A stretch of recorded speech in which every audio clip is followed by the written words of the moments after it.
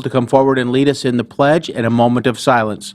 William, please stand.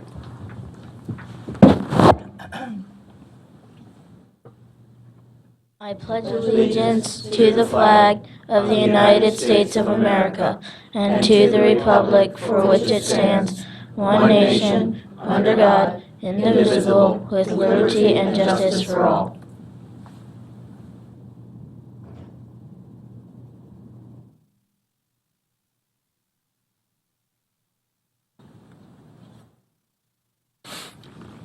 Thank you. William, you did a great job with the pledge. Now, do you have anybody here that you'd like to introduce? My dad, Bill Estel. Hi, Mr. Estel. Is there anybody else that you'd like to introduce? My mom, Carrie Estel. Hi, Carrie. My principal, Mr. T. My grandmother, Jane. Hi, Grandma. And I know your brother is here, too.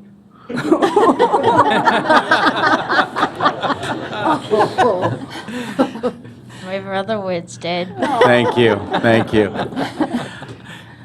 William, do you have a subject in school that you like? I know we've already established that you really like recess. I mean, you like PE, but what else do you like? Art. Art. Outstanding. What's your favorite thing to do in art? Paint and do clay models. Outstanding. Do any of my board members have a question for William? He's pretty good at math and science, too, so you can ask him anything you want. I'm just teasing. Thank you very much, William. We appreciate you coming, and thank you, Mr. and Mrs. Estes. Thank you.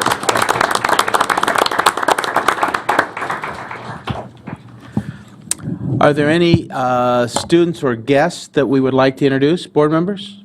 We have some students that we're going to meet in a moment, but okay. Seeing none, I would ask for the approval of today's agenda for December 9th.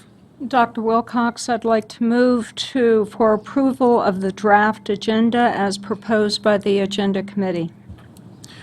Is there a second? I will second. Thank you, Mrs. Fisher. Dr. Wilcox, I'd like to move to amend the agenda to move the first item under the superintendent's report, the recognition of student athletes for state championship success, to be the first item after board member response to public comment. We don't want to keep our star athletes out of class any longer than they need to be. Thank you very much, Dr. Hardings. There's a second on that. Thank you for the second, Mrs. Reitman. Are there any other amendments? I can't make a second. Second. Thank you. Seconded by Mr. Ridenhour. Thank you, Mr. Ridenhour. Are there any other amendments? We have a motion on the floor to amend the agenda to move the recognition of student athletes and state champions to earlier in the agenda, immediately following board member response to public comment. All in favor, please signify by saying aye. Aye. It's unanimous and the student concurs. Now back to the main motion, which is the approval of the agenda. Do I have a motion? Well, we have the motion, so would you vote affirmatively to adopt the agenda as amended? All in favor, say aye. Aye. It's not as easy as it looks. Thank you. It passes 7-0 and the student concurs. The next item of business is the approval of the minutes. Do we have a motion to approve the minutes?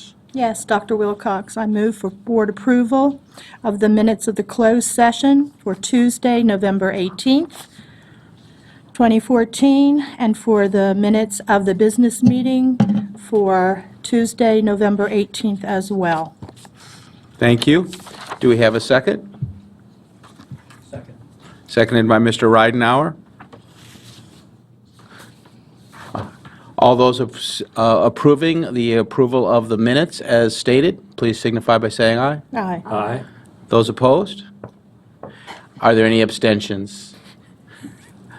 Wow, this will be a hard one for me to say. The minutes stand approved, 6-4, 1 abstention, and the student concurs. That brings me to the first item on the agenda, which is the reorganization of the board, we will have the election of the president, and we will then follow that by the election of the vice president. Nominations are now open for the election of the president of the Washington County Board of Education.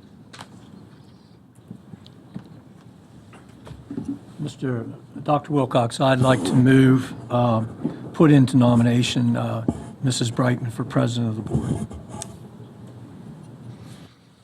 Thank you, Mr. Ridenhour. Is there a second? I'll second. Seconded by Mrs. Fisher. Thank you, Mrs. Fisher.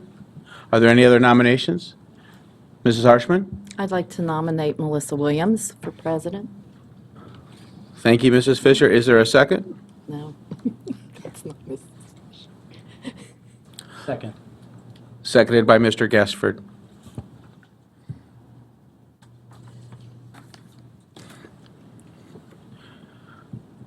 We'll now move to a vote on the, Superintendent, I move that the nominations be closed. oh, thank you. The motion has been made for the nominations to be closed. Is there a second? It's been moved and seconded that the nominations be closed. We'll now call for a vote on the election of the president of the Washington County Board of Education. If you would like to have discussion, we certainly will. Don't you need to ask? Would you like to talk about this? Is there discussion on the motion?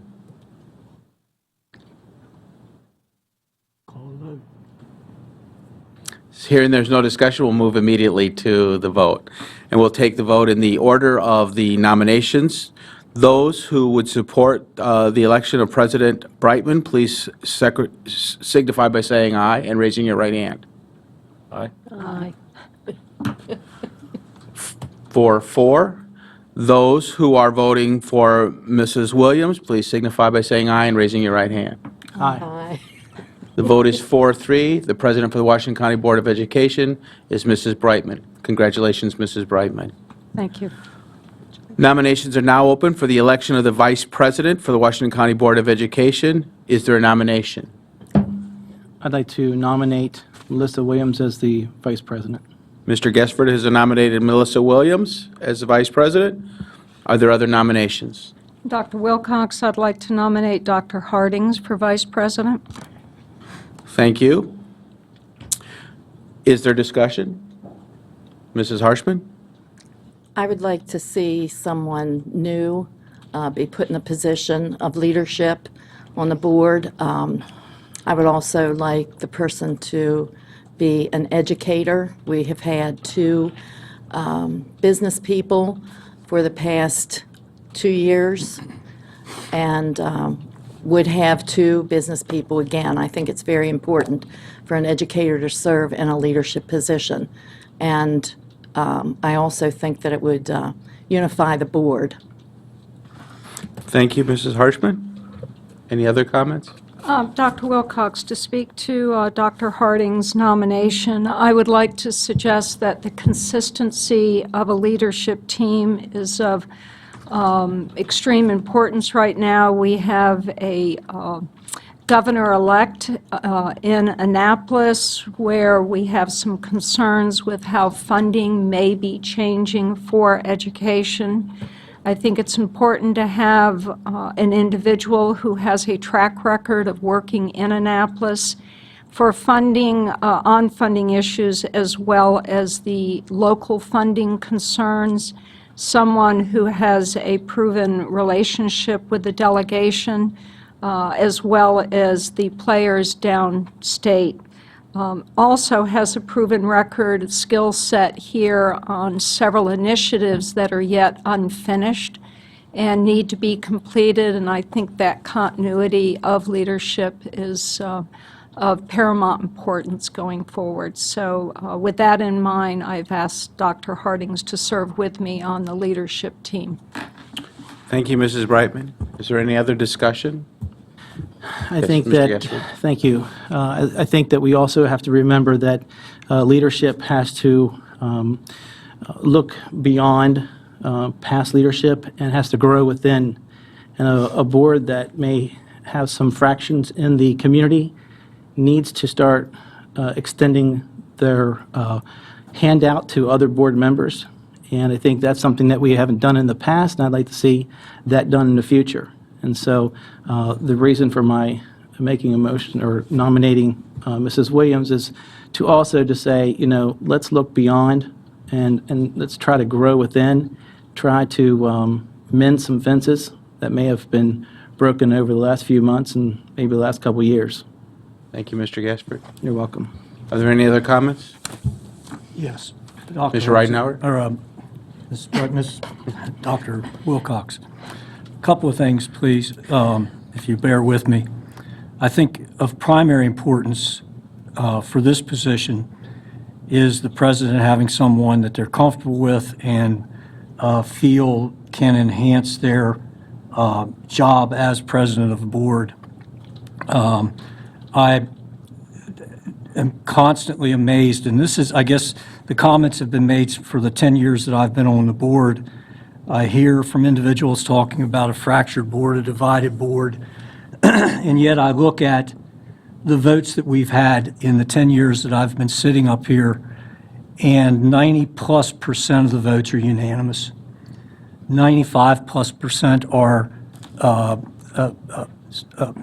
what I would call a superior, what terminology, super majority, which means that more than 67% of the board is agreeing on the votes. So if that's fractured, I don't understand how that is can possibly be considered fractured when the board is voting in concert well over 90% of the time. I think Dr. Hardings did an exceptional job as president. I think everybody that's been in the chair has done a good job in their own way. But again, I'll go back to the one other thing that was said. As we sit here and as we become board members, we become educators also.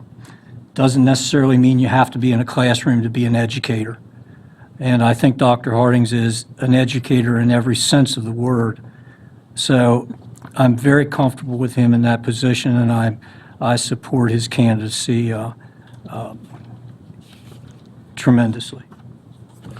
Thank you so much, Mr. Ridenour. Any other comments? Dr. Wilcox, I'd just like to thank Mrs. Brightman for asking me to serve with her. I believe a president should be able to pick their leadership team, and she asked me to serve in this position, and I was glad to say yes. I'm also looking forward to the year of work here under her leadership. Probably most of the community, because it's not something that's covered frequently in the newspaper, doesn't see all of the work that she does downstate. She's the treasurer of the Maryland Association of Boards of Education. She is the immediate past chair of their legislative committee. She's been a member of this board for almost 8 years now, chaired a number of our committees, led the facilities committee for many, many years. I think she has shown herself to be a leader in the community and certainly has been a leader on the board, a leader who I've looked to for advice and counsel, and I look forward to doing whatever I can to support her in her new role as leader of the board. Thank you, Dr. Hardings. Thank you. Any other comments?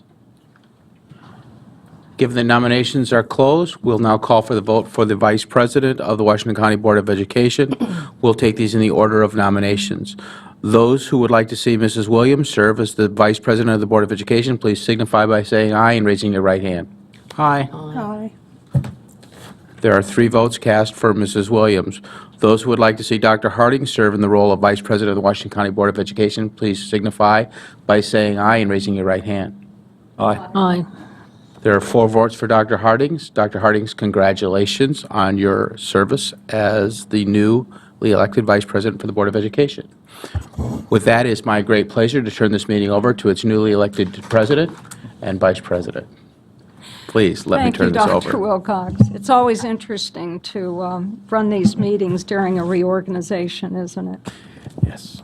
Thank you very much. I appreciate it. And thank you, Dr. Hardings, for your willingness to serve. We will move on. We have a long agenda ahead of us. We have a work session and then a later evening meeting with our delegations. So we're going to move into public comment. We have one individual signed up to speak, Mr. David Hanlon. If you'll come forward.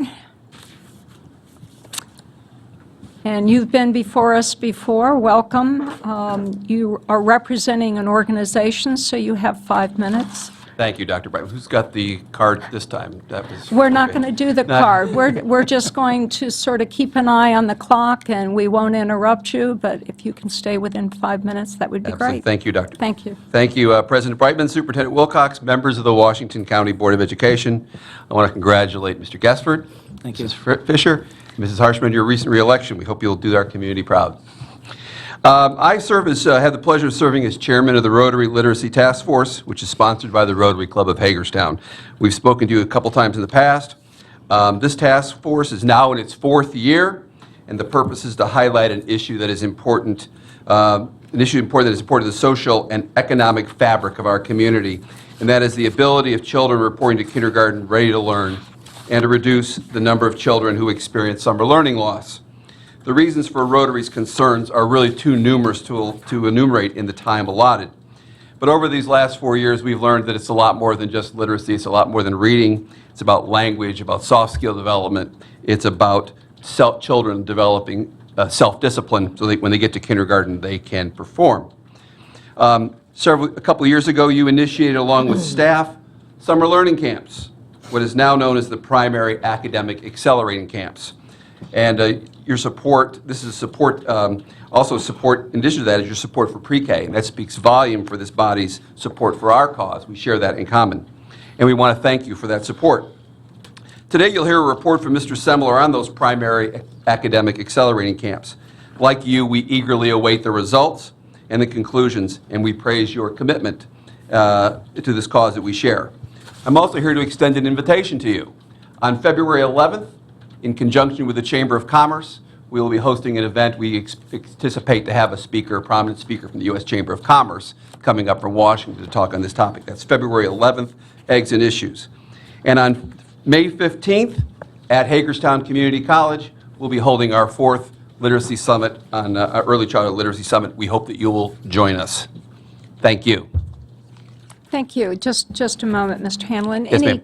Any questions or comments from my colleagues?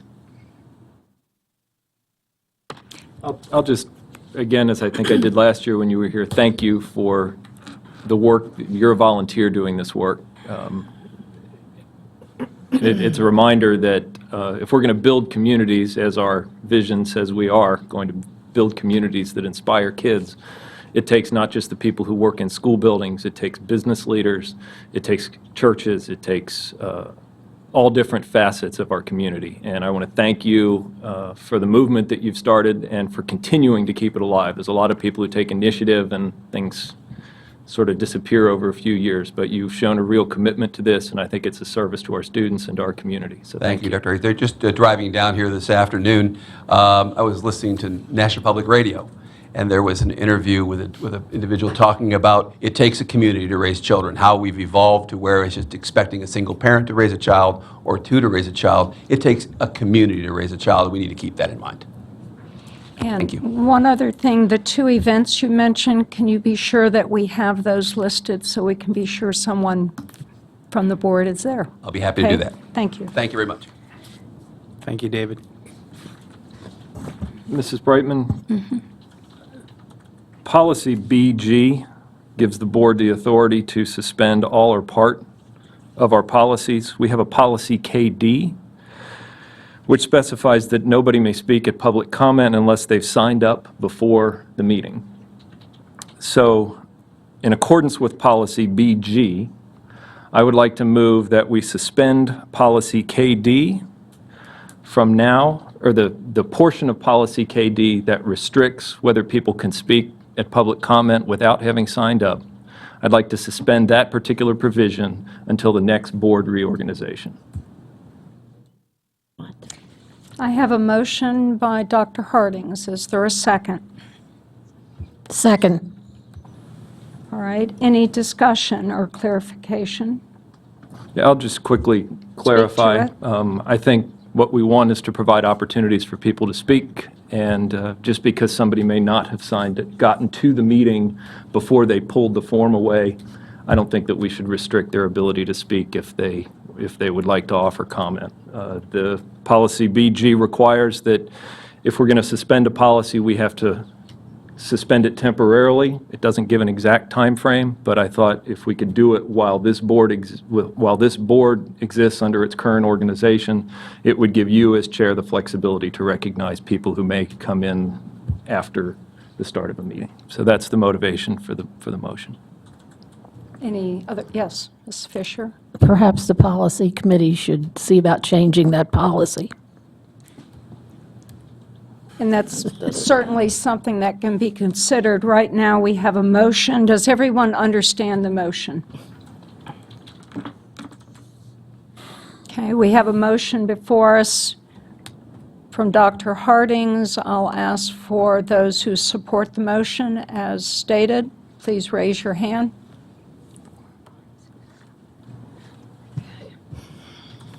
No opposed because everyone voted for it and the student rep concurred with that. So based on that motion that's just passed, is there anyone else here in the audience who did not have time to sign in who would like to come forward and address the board at this time? Seeing none, we're going to move on to old business. There is no old business, so we're into new business. Oh, sorry, that's right. We had an amendment change. Dr. Wilcox, take it away. Mrs. Brightman, thank you very much. Today we have the pleasure of publicly recognizing 2 of our 3 most recent state championship teams in Washington County. In just a moment, we'll ask the athletes from Smithsburg High School's 1A Girls State Cross Country Championship team and the North Hagerstown High 3A State Champion Volleyball team to come forward to be recognized by the board. But first, I wanted to mention to you that the Smithsburg girls also won the state volleyball championship, but because a number of those young women are scheduled to take final exams at HCC today, we're going to bring them back at a later date so that they can all be recognized and that the girls didn't have to come with only part of their state championship winning team. We apologize for the scheduling conflict, but we really think their academic pursuit outweighs even this great recognition.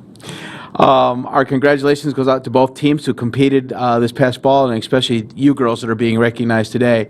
Before we get started, I do want to share something with the board members, and that is this.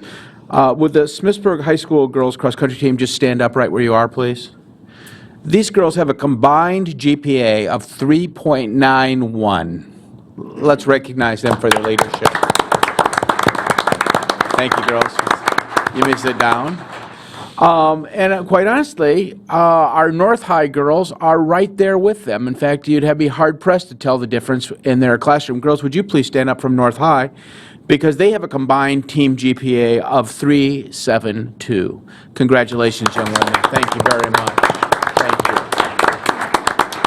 Congratulations. You may sit down. Congratulations on your state championships. We're now going to ask you to come forward when our public information officer, Richard Wright, gets to the front of the room. He's going to bring you forward. We're going to have the board members come forward and congratulate you. Mr. Reidenauer will place a medallion around your head and hand you and the board members will hand you a certificate. Okay? We're going to start with Smithsburg. Is that correct, Richard? All right. If the Smithsburg girls would go over by the podium, please. Board members, if you go down front. I'm sorry. That's all right, we're going to cross paths.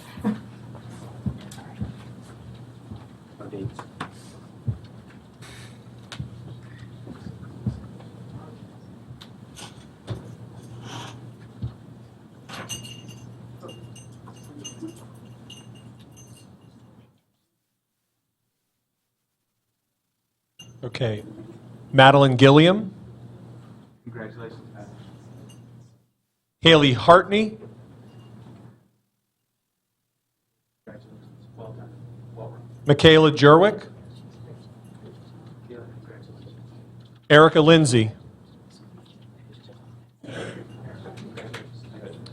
Mallory Mulholt.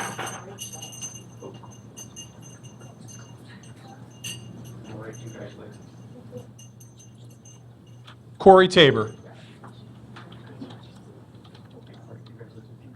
Julia Thomas.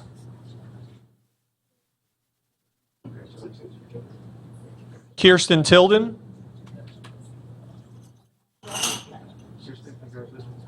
Quinn Wondolowski.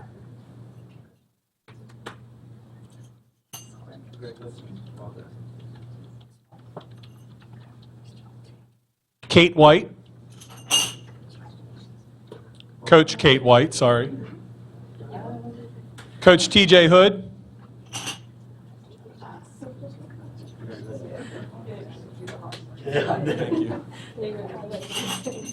Coach Jeff Spielman.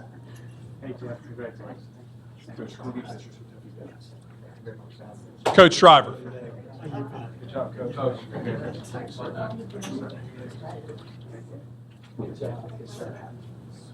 As we recognize these young women, I think it's also important that we recognize that today's Herald Mail named Coach Schreiber the Coach of the Year as a coach for cross country. Congratulations, Coach. And let's congratulate all of the girls one more time. Thank you. Congratulations. Thank you. Okay, next up, our North Hagerstown High School 3A volleyball state champions. Will you please come forward?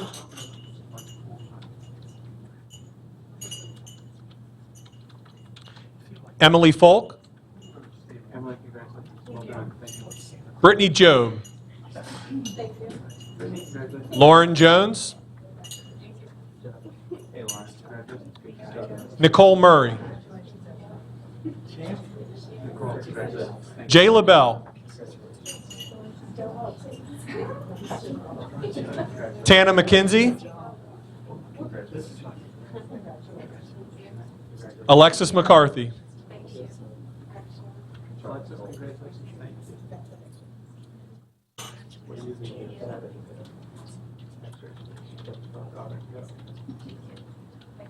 Carly Hines.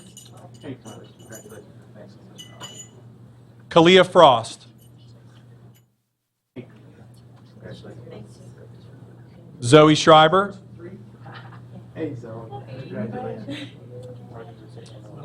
Jenna Ebersol.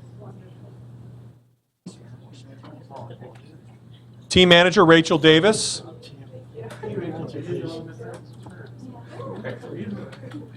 Coach Megan Crawford. And Coach Katie Eck.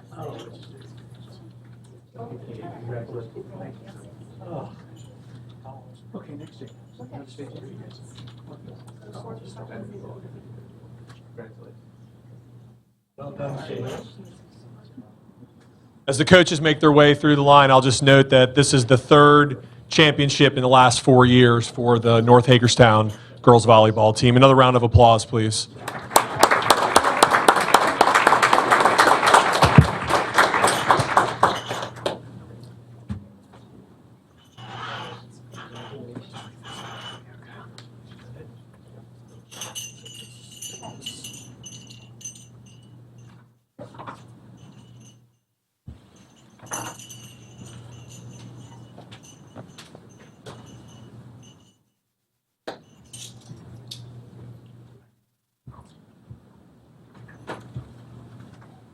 Thank you.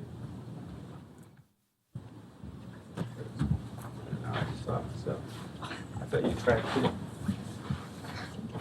Here you go.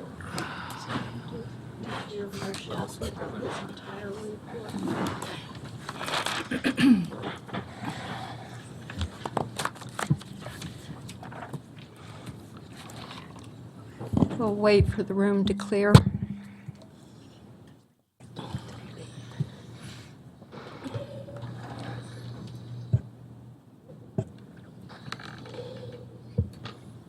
Okay, we, I think, are now on to new business. The rest of your report will come later, correct, Dr. Wilcox?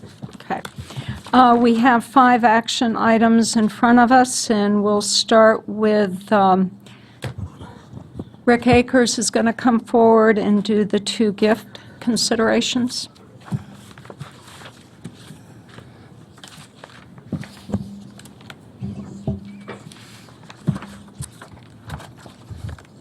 Welcome. Good afternoon, President Brightman, members of the board, and Dr. Wilcox. I have 2 items for consideration today. First, on behalf of North Hagerstown High School, I'm requesting your approval of a generous donation from Giant Foods as part of their Martin's A-Plus program. The donation is for $6,773.93 and will go to the General Athletic Fund to pay toward the outstanding stadium debt. We have this consideration before us. Do I hear a motion? Mr. President, I move to approve a donation in the amount of $6,773.93 to North Hagerstown High School from Giant Foods for their A-Plus Rewards Program. Thank you, Mrs. Fisher. Is there a second? I second it. Thank you, Mr. Gesford. First time to say that. Thank you. We have a motion before us. Is there a discussion? Moving ahead for the question, those in favor of accepting this donation, please raise your hand. Okay, that's a 7-0. Thank you very much. Mr. Akers? Thank you. Next, on behalf of South Hagerstown High School, I'm requesting your approval of a generous gift of $6,000 from Best Buy to South Hagerstown High School. The money will be used by the robotics team to purchase supplies needed for the robotics competitions. Thank you. And again, looking for a motion. Madam President, I move for the approval of the gift of $6,000 to South Hagerstown High School for the robotics team from Best Buy. Thank you, Dr. Hardings. A second. Second. Thank you, Mr. Ridenour. Discussion? Question? Those in favor, please raise your hand. Student concurs, 7-0. Thank you very much. Thank you. And please extend our thanks to both of those organizations. This is part of that building community that is part of our vision, so thank you very much. We're on to the consent agenda. Ms. Freeman?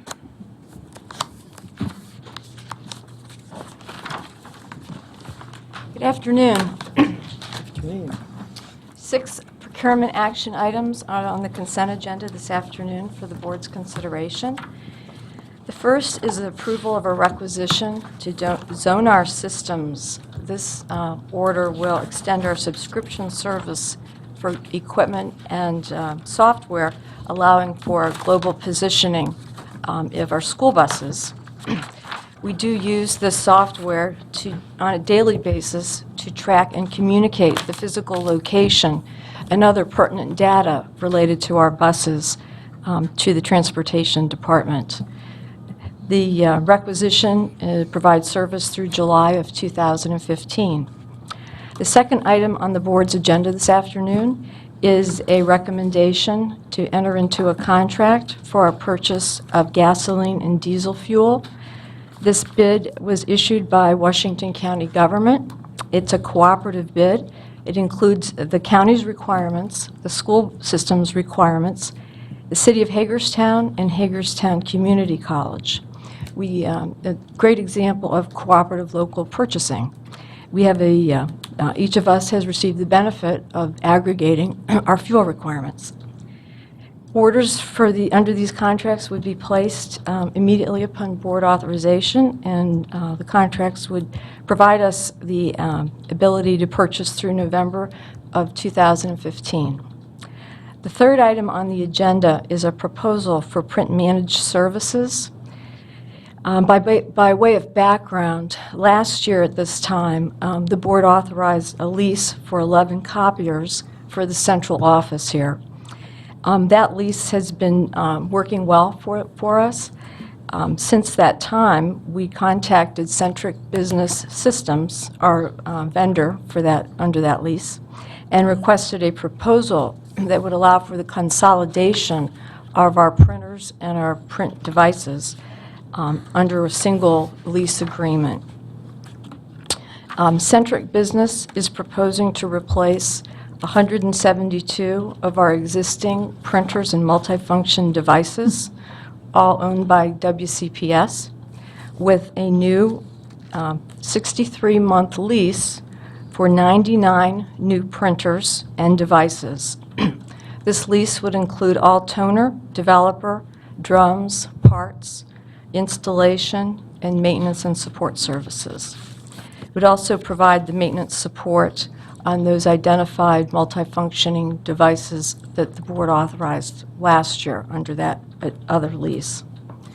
The total cost is $15,638.64 a month, extended over a 63-month period, totals $985,234.32. However, this anticipates a reduction in our cost per copy of by about half, and we expect it to return savings to the school system over the life of the lease of over $116,000. So we look at this proposal as a cost-negative proposal. Some of the savings will be derived through some software that would be provided that provides monitoring of print jobs, and that will allow those to be redirected to the print shop at a lower cost per copy. As I mentioned, the total is not over $985,000 for the term of the lease, but we're looking to reduce our expenses by $116,000 during that same period. Fourth item on the consent agenda is to purchase 2 network servers. Network servers that are being replaced are 5 years old, and they're out of capacity for maintaining the operability of our network. The cost of those servers is $45,784.26. Also on your agenda is training equipment for career and technology education students who will be attending instructional programs at the 701 Frederick Street building. The plan is for students attending criminal justice and fire and rescue programs to utilize that facility. The building is under renovation and is anticipated to be ready for occupancy in January. The total of that purchase is $45,857.19. And the sixth item on the consent agenda is to VersaFit Technologies, which is a software solution that is now owned and operated by the school system. These purchases would provide for some data transfer connections, maintenance and support services, and they collectively total $76,541. That extends the summary of the consent items this afternoon. Thank you, Mrs. Freeman. Is there a motion to approve these recommended requisitions and contracts? Yes, President Brightman, I move to approve the requisitions contracts for the purchase of a global positioning systems for buses, renewal to Zonar systems at a cost of $52,516.44, gasoline and transport loads from Petroleum Traders, and diesel fuel and transport loads from Petroleum Marketing Group, utilizing the unit prices from Washington County bid number PUR-1265.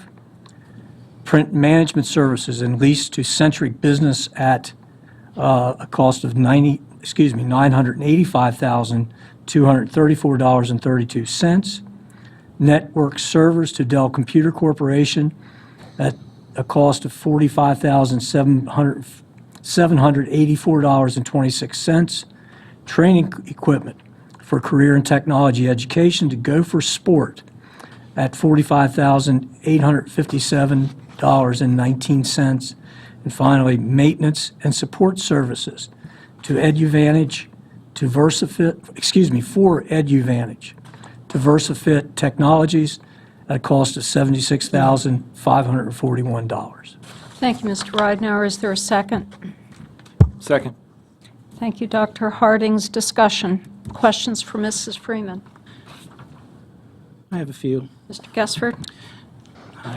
On the print management, there's 172 present devices now. Are they throughout the school system or just here? Just here at the central office. And we're going to go down to 99? Correct. How many offices do we have here in the building? bit. I can speak to some of it. Right now, Mr. Guestford, almost every desk has a printer at it, almost every employee who works in this building.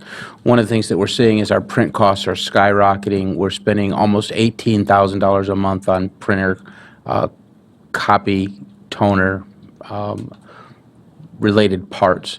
So we're going to move to centralize some of the print solution so that there will not be a printer at every workstation, and we're also going to drive big print jobs and color jobs to the copy center.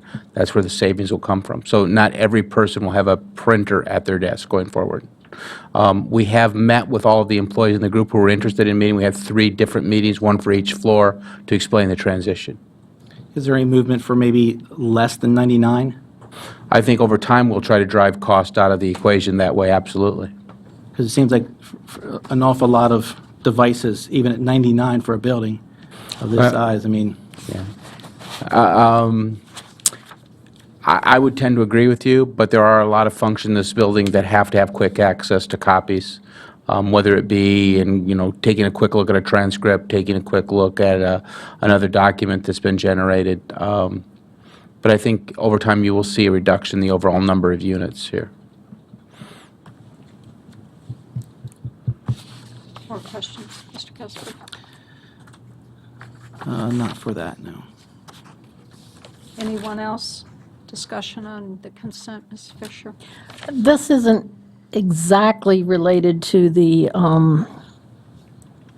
bid proposal, but since we're bidding for gasoline and diesel fuel, it made me wonder what security measures we have in place to be sure that that fuel only ends up in board vehicles. Somebody else was planning to answer the question for us. Mrs. Scotto, welcome. Thank you. Good afternoon, board members and Dr. Wilcox. Congratulations on your nomination and your election. As far as the security program, we have a computerized system for tracking fuel and obtaining fuel called GasBoy. It cannot be, you cannot go to our pumps at 820 Commonwealth and pick up the nozzle and put fuel in a vehicle. You have to have an employee ID number that's related to the employee themselves, and then also either the mileage of the vehicle, or if it's for cans, for mowers, or directly into mowers or tractors, then there is a school code assigned to each one of those containers. What about cameras? Are there cameras aimed at these pumps? Yes. And they're on 24/7? Yes, ma'am. Okay, thank you. You can see them from my office if you'd like to come up and look. I was wondering, my husband works for the city, and I know they have certain things in place to try and assure that, you know, nothing untoward happens, and made me curious about our own system. So thank you. Any other questions? I have a question on something else. The consent agenda? Yes. Yes. Mr. Guestford? On the Gopher equipment, the gym equipment, the school hasn't even started yet, and we're buying equipment. Is it something that we can postpone? I mean, it looks like there's like 17 devices that's being purchased, and when's the school going to be opened up next year? No, it'll be open in January of this year, second semester. Okay, so how many students are we going to have in there? I mean, do we need to have 3 of everything? I mean, you're talking $45,000, but it's still something that I would be a little leery about purchasing a bunch of equipment, and we don't have the students, and I think we said that the enrollment really isn't there yet, that we're looking at something we can purchase down the road. Well, I think when you look at it, Mr. Guestford, I think, you know, you're right to question the expenditure in terms of its timing, but we will be in second semester, we'll have at least 60 police cadets, I believe, that will be using the facility. In addition to that, we'll have some number of fire science students who will be there. And please remember that we also talked about our community shared partnership with the Sheriff's Office, the Police Department, and potentially the Volunteer Fire Department. So having that equipment in there so they can do PT as well as our students using it for their PT component, I think is important. I don't think that having, for example, the 3 exercise bicycles, the 3 Stairmasters, will necessarily be an over, I mean, we're not going to look like a Gold's Gym, but I think it's probably important to get it ordered and get installed given those numbers, but certainly we would look at deferring it if that was the board's pleasure.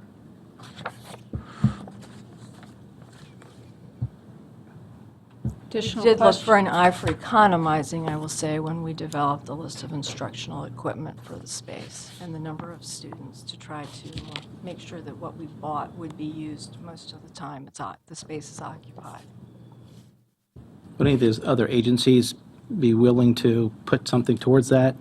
We haven't developed the MOUs with them, but I think that there's some discussion as to might we bring over some materials, for example, that are currently at the Fairgrounds Park where the police do their training?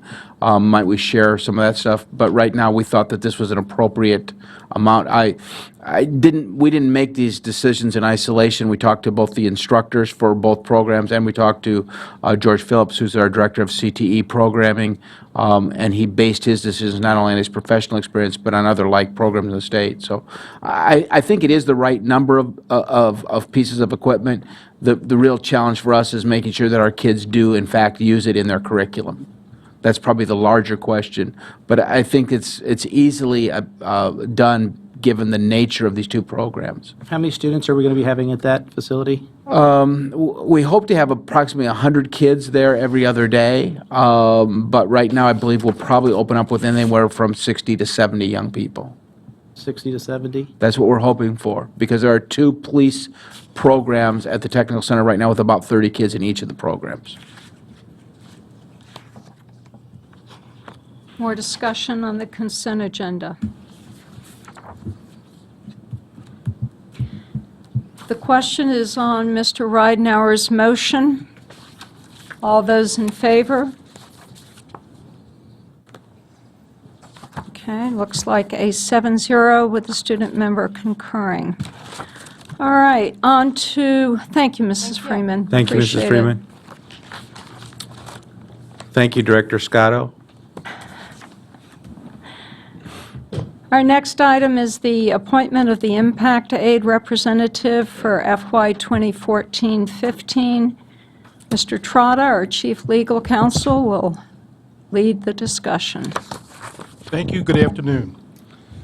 Every Board of Education in the country is required to designate an individual to serve as its federal impact aid representative. This representative is responsible for coordinating all financial matters related to the federal impact aid program. Mr. South, our Chief Financial Officer, has served in that capacity for the last 18 years. We are requesting the Board of Education to consider the adoption of a motion authorizing the Chief Financial Officer to serve as the Board of Education's Federal Impact Aid representative for fiscal year 2014 and 2015. Thank you. Is there a motion? Madam President, I move that the board appoint Mr. Chris South as our Federal Impact Aid representative for FY 14-15.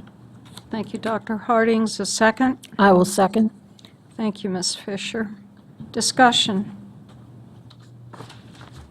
Questions? Yes, I'm sorry. Yes. Mrs. Williams. First of all, I'd like, excuse me, to thank Mr. South for those 18 years of service in that role. And I'm assuming, and maybe wrongly so, that this is not part of your normal job description and something that you do in addition to all the roles that you play and responsibilities that you have as part of your job description?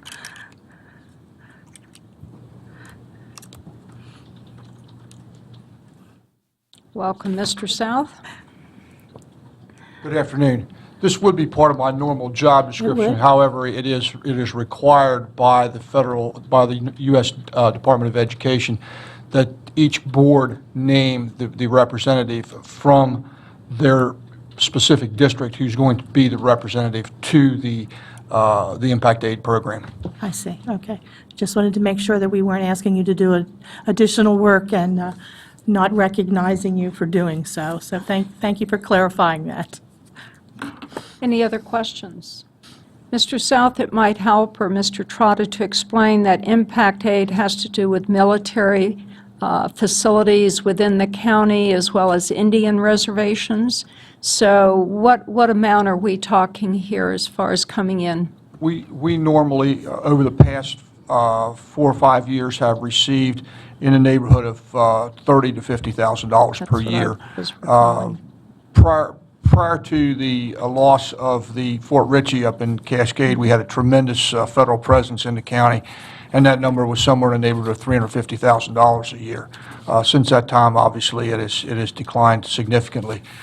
There's also a portion of the impact aid program that's related to federally subsidized housing. So any individuals who live in federally subsidized housing do also add to our impact aid dollars that come back to us from the USDE. Very good. Thank you. Any other discussion? Questions on Dr. Harding's motion?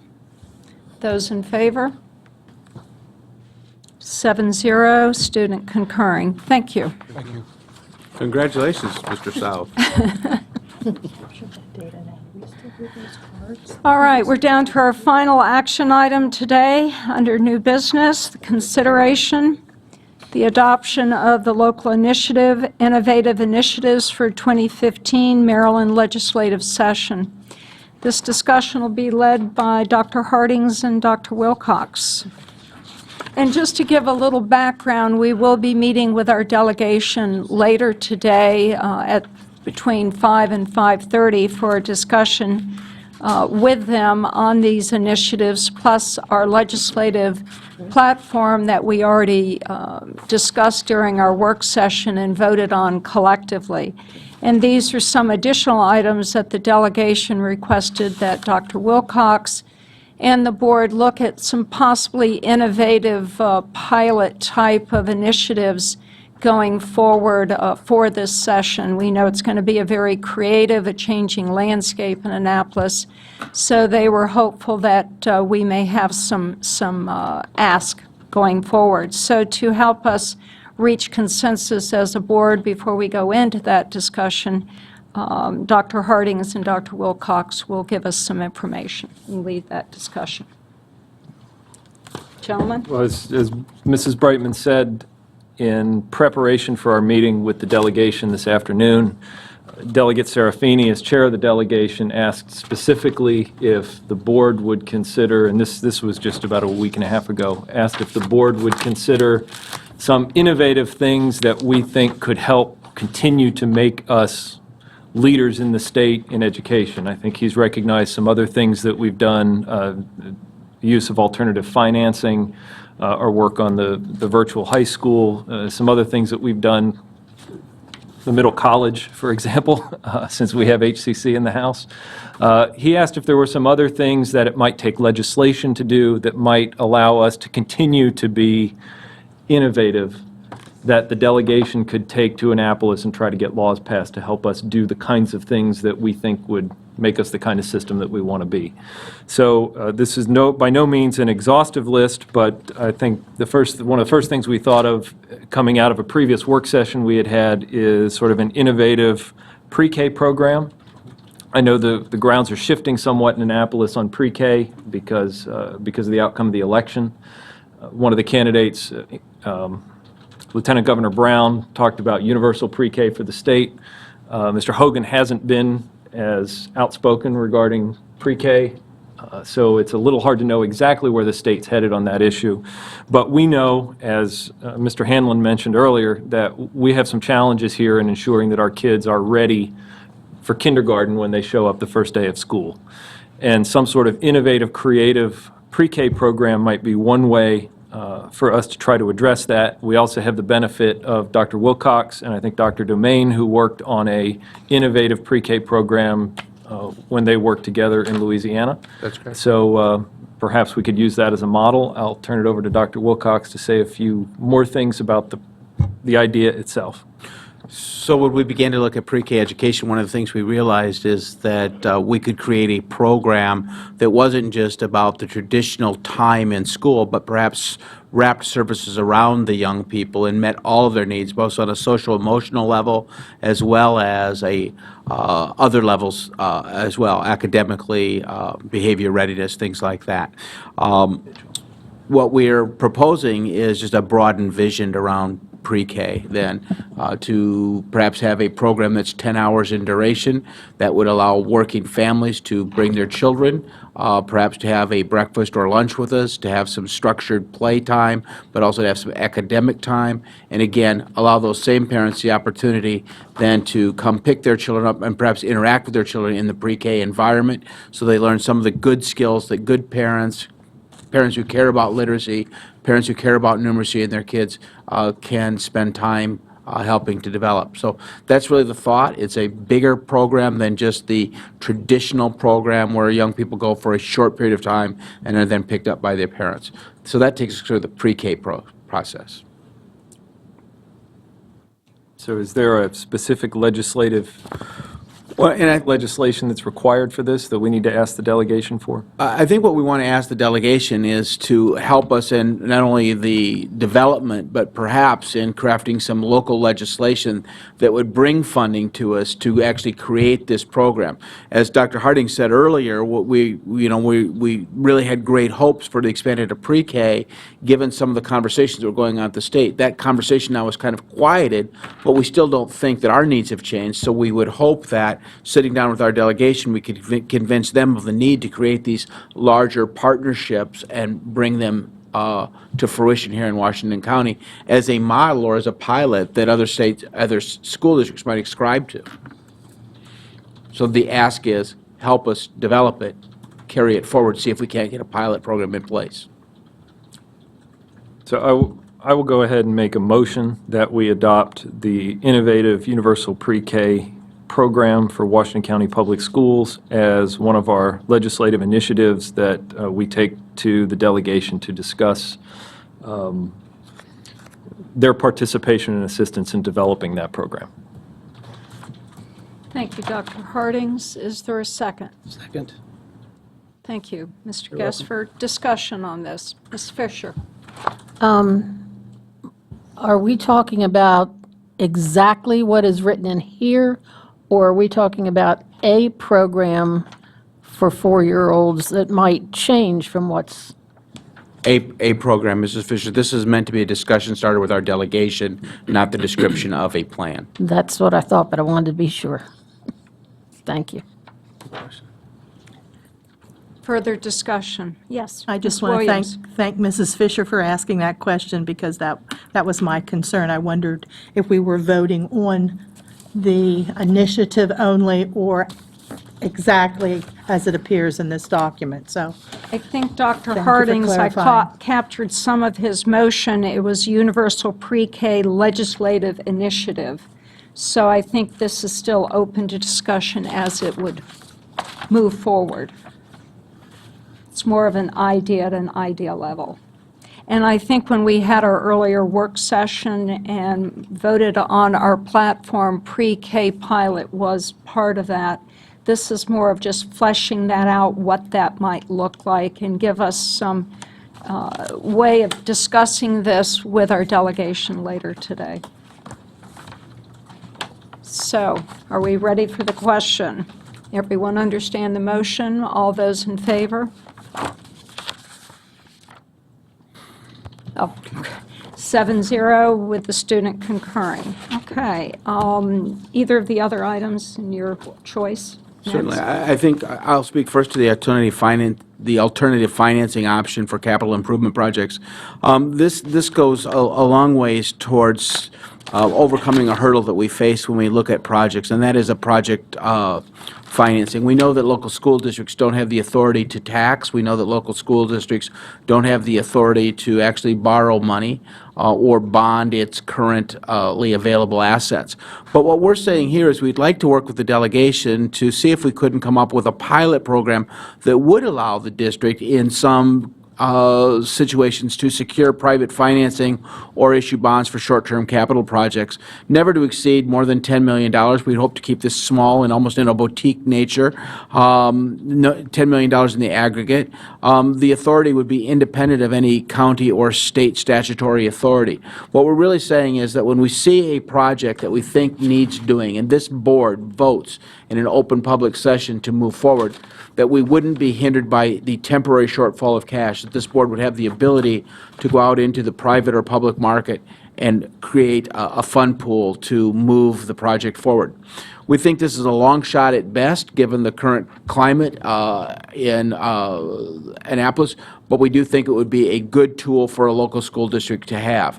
I would also share with you that it's not far removed from what some other school districts are already doing in the state of Maryland. When you take a look at what Baltimore City is doing in bonding some of their revenues, when you take a look at what Montgomery County and Baltimore County will be asking for in this legislative cycle, it really says here in Western Maryland, while our dreams are a little bit smaller, we would like some authority to be able to make things happen on a quicker time frame for our kids than we might currently enjoy. That's the first one. And so we would ask that the board would allow us to continue this conversation with our delegation by voting affirmatively that you'd like to give us the authority to explore this option. Okay. Would there be a motion so we can move forward with discussion on this? So moved, Madam President. Dr. Hardings, thank you. Is there a second? Thank you, Mr. Ridenour. Okay, further discussion. I'll just start by saying I think you're right. It's a long shot. Our goals may not be as big as what Montgomery County or Baltimore County are pursuing, but I think our goals for our kids are just as big as what they're seeking for their kids.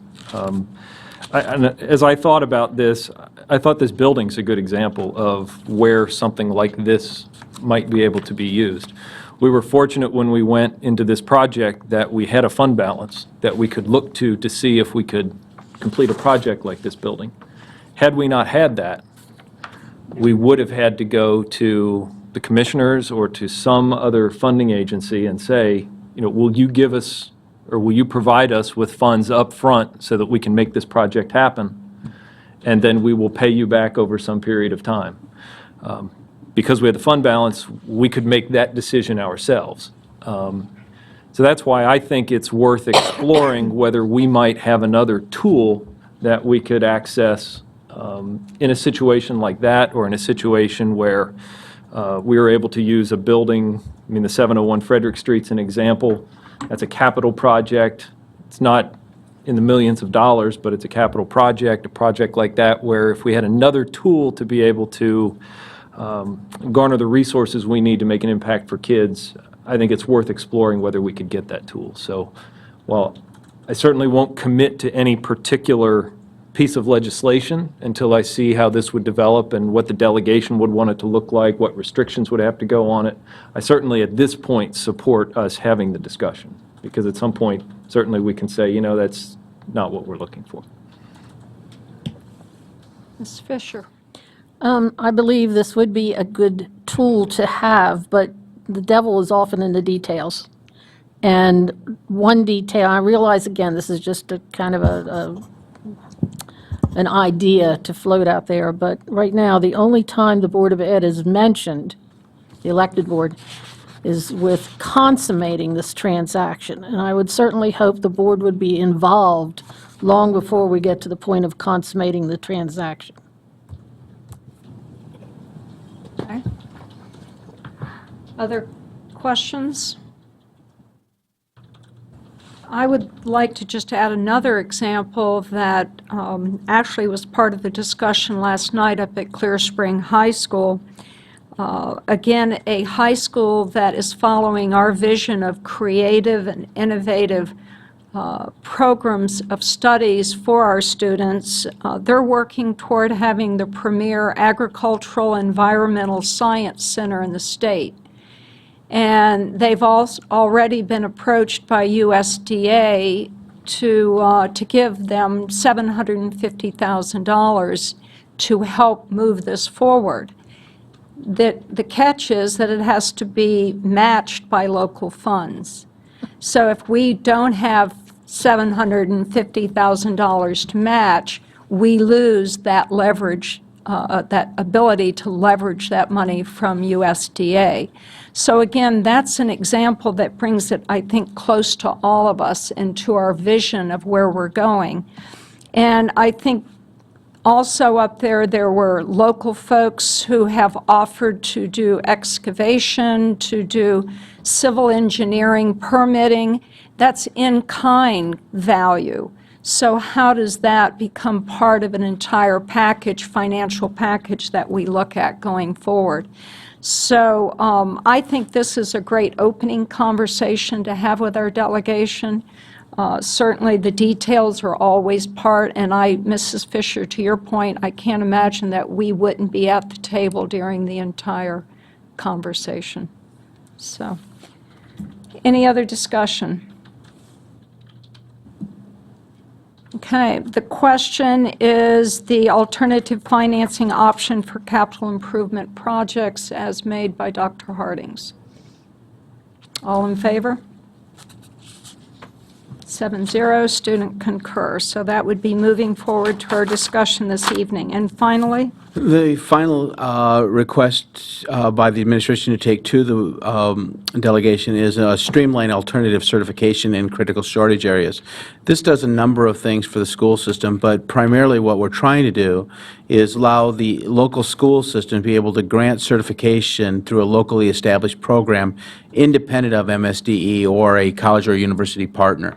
What we're really talking about here are some areas, for example, if we run into difficulty securing a science teacher that's been appropriately certificated through the department, but yet we have a biologist or we have a chemist in the community who has the requisite skills that we want to teach and lead children, that we could make that recommendation and we could in fact certify that person without requiring them to go back and get a degree in education. This is really a short-term phenomenon that we would like to be able to address with these critical shortage areas. What we've tried to say in this process is, number one, we wouldn't just go about saying, well, we want to hire people who are non-traditionally certified. What we would say is, we have a critical shortage needs. We've exhausted every opportunity we have to hire a traditionally certified employee. But if we can't find that person, that we can tap into this community resources. And I've tried to even narrow it to say that we would not do this outside of career and technical education, some math and science programs, or arts or guidance or world languages. So we're not out there trying to get someone who's been a realtor and get them certified to be an elementary teacher. That's not it at all. And again, the devil is in the detail. There are alternatives right now for people to gain certification, but we think that they're cumbersome, and in fact, we think that in some ways they deter some really talented people from helping to fill some of our critical shortages at the high school area in particular. And that's the request. okay, is there a motion so we can open this for discussion? So moved. Thank you, Mr. Ridenour. Is there a second? Second. Thank you, Dr. Hardings. More discussion? Yes, ma'am. I think that there's a specific reason that requirements are set for teaching, and I'm a little hesitant to agree to allow someone to come into the classroom who may be very good in the subject matter but has had no education in teaching itself.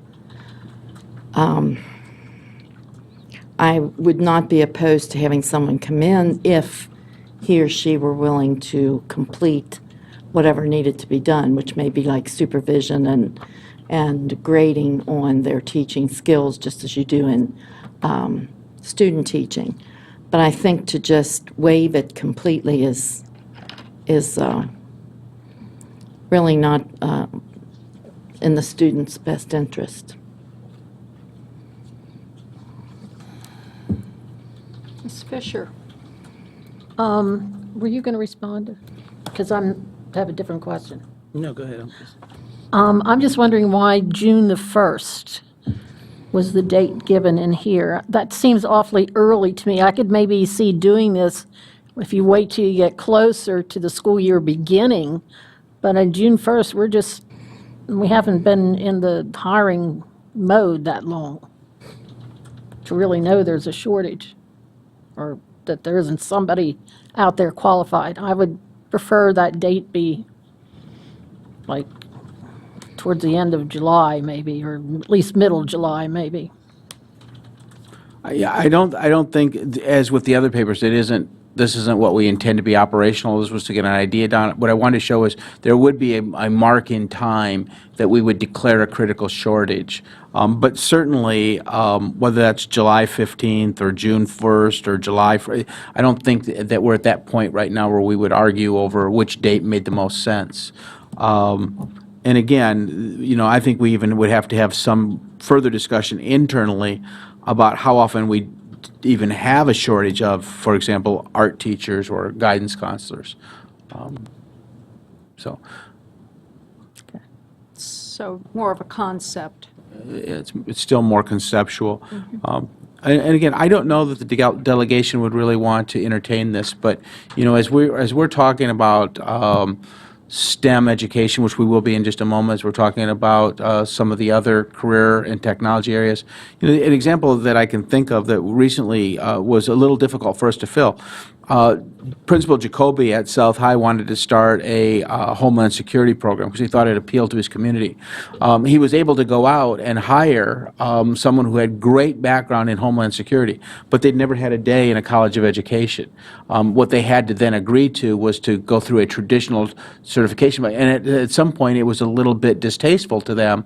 Not that they had to make the commitment, but the expense associated with the equipment, with the degree, given the little bit that they were making in their first round of teaching. So again, I think this is just another tool for us to look at. It is not any means meant to be, this is what we're going to go get or try to get with the delegation. Jackie, or? Okay, Mr. Gaspard? So is this going to be just a temporary fix for just that period of time until we find some other teacher that's going to be qualified? I tried to imply that in this, if you look down here, that I said they wouldn't be eligible for a traditional tenure track. And if they're not eligible for that, they're not going to stay.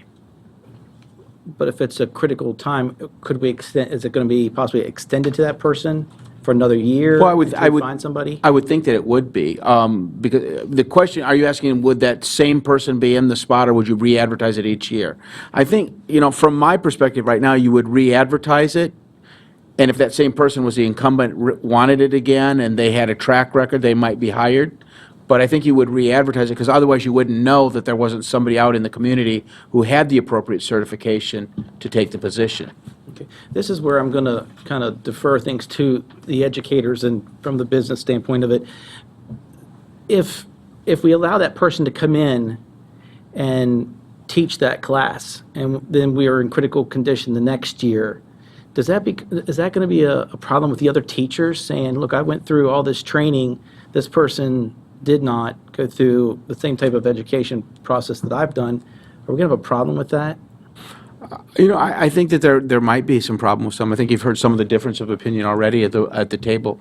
I've been an educator who's been fortunate. I came up through the traditional sense, so I believe I know that. I have my earned doctorate, so I've done that. But I also was a superintendent who hired teachers for the New Teacher Project. I hired Teach for America teachers who didn't have that. I think that it is possible to find individuals who were born teachers, if you will, but perhaps didn't have the good fortune to pursue a career in education. But I think, you know, Mr. Gaspard, you're going to find a lot of people who would, I think, take the position of Mrs. Harshman if they don't come through a traditional program or aren't willing to go through a traditional program. They may not be the best teacher they can be long-term. I just think that, you know, as labor markets change, I think you've got to have tools in your toolbox. I think always what this administration is going to want, as well as I know our human resources staff, is we want to put the best teachers we can in front of kids. Then the question would be, how do we keep those people? If we've invested that time and effort into getting that certification for them, what is the chance of them going, huh, I can go to another county and make more money. Is there a way that we can contract them in and keeping them here for a little bit? I mean, it's like, people come to a college and you want them to stay, and then there's no job, so they go somewhere else. I mean, is there a way that we could contract them in for a period of time if we're going to fast-track them through? Well, right now, for a teacher in the state of Maryland, and Ms. Francisco, you may have to correct me, or Dr. Michaels may have to correct me, but for the first 3 years of your tenure, you serve at will, in essence, that you're a probationary employee. It's not until you gain tenure that you really have that foothold in a district. What I've said here in this document is that these people wouldn't be eligible for that professional classification of their certification, in essence, be granted tenure by the district, because unless they're willing to do the kinds of things long-term to be invested here, I didn't know that we should extend that benefit to them. But again, this for me was a paper to generate discussion, ideas, and I think, to be very direct to your original question, it may cause some discourse between some people who have been traditionally certificated versus people who view this as a fast track or a shortcut way into the profession. Yes, Ms. Williams. In addition to that, Dr. Wilcox, I'm concerned about the impact that this type of thing would have on programs offered, let's say, by Frostburg State University, where they have a Master's of Teaching program where individuals who have bachelor's degrees in other areas enroll to become certified as teachers. That's another concern, that we would be impacting that Well, and that's why we. educational institution. Well, and that's why we tried to stay away from like the traditional programs like elementary education, some of the middle school things. But the reality is, for example, if I want to hire a physics teacher today, there are very few of the Regents universities that are graduating physics majors who are going to teach in a K-12 public school environment. They're not going through the College of Education. So if I'm going to hire somebody to teach physics to my kids, as opposed to not teach physics, I have to go find a Dr. Harding somewhere, someone who has either a PhD or a master's degree physics teacher to teach that class. There just aren't a lot of those people out there today. And I started to throw you under the bus, but if you didn't have a business career, you might come and join us. So I don't know the answer to that. I don't know if we could design or develop something over time that said, these are the traditional majors that these schools are producing an adequate number of potential teachers in. We won't touch that as a critical shortage area. But right now, since Frostburg or somebody else can't guarantee us that they can meet all of our certification needs, it's really hard for me to say, but I'm going to treat you differently too. But it is a very good concern. Have we experienced any critical shortage areas? I think we have shortages consistently in special education right now, but we also have a difficult time finding secondary math and secondary science teachers. Would we have been to a point where we had declared critical shortage? I don't think so at this point.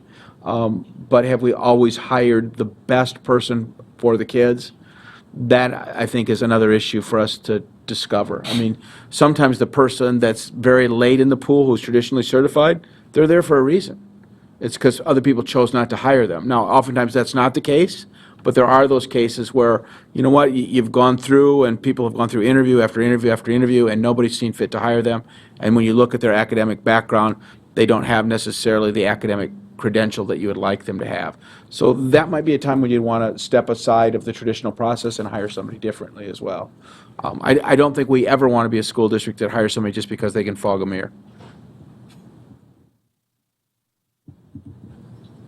Questions? Mr. Just Ridenhour. a question, just a comment, please. Okay. I think that the terminology critical shortage is the key to the whole thing. I mean, we're not going to we wouldn't even be looking if we were not in a position that we can't find someone. We wouldn't even advertise it outside of or recruit outside of normal channels unless we were in a position that we can't find someone. We need someone. And we have been, in the 10 years that I've been on the board, and we've had some times where we got down to the real nitty-gritty, and we just could not, and you when you were supervisor, Melissa, what special ed was like. It was difficult. And it's been difficult, particularly in math and sciences, in foreign languages. At one point, we were having trouble finding English teachers. So I think that changes. It has a tendency to ebb and flow. I do think, sometimes we believe, we pattern a lot of what we do in the classroom now on a Socratic method. Socrates did not have a teaching degree. So how did he get it done?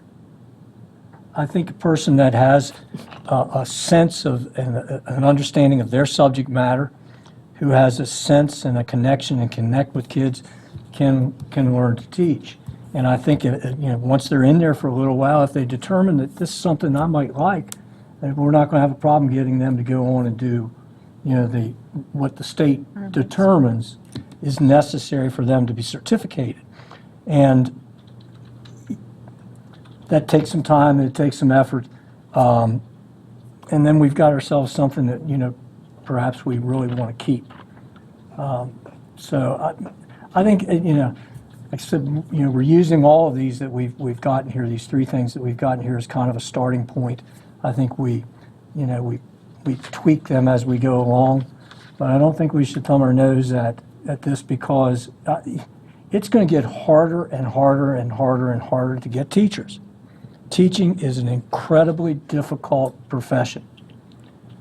And, I've said before, I think the age of the 30-year teacher is maybe gone.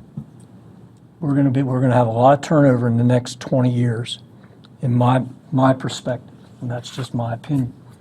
So I think we're going to run into this on occasion, hopefully only on occasion. So I think we've got to provide our people an opportunity to get someone in the classroom that may be able to connect with those kids and understand what they're going through and help them learn those subject matters that are hard to fill.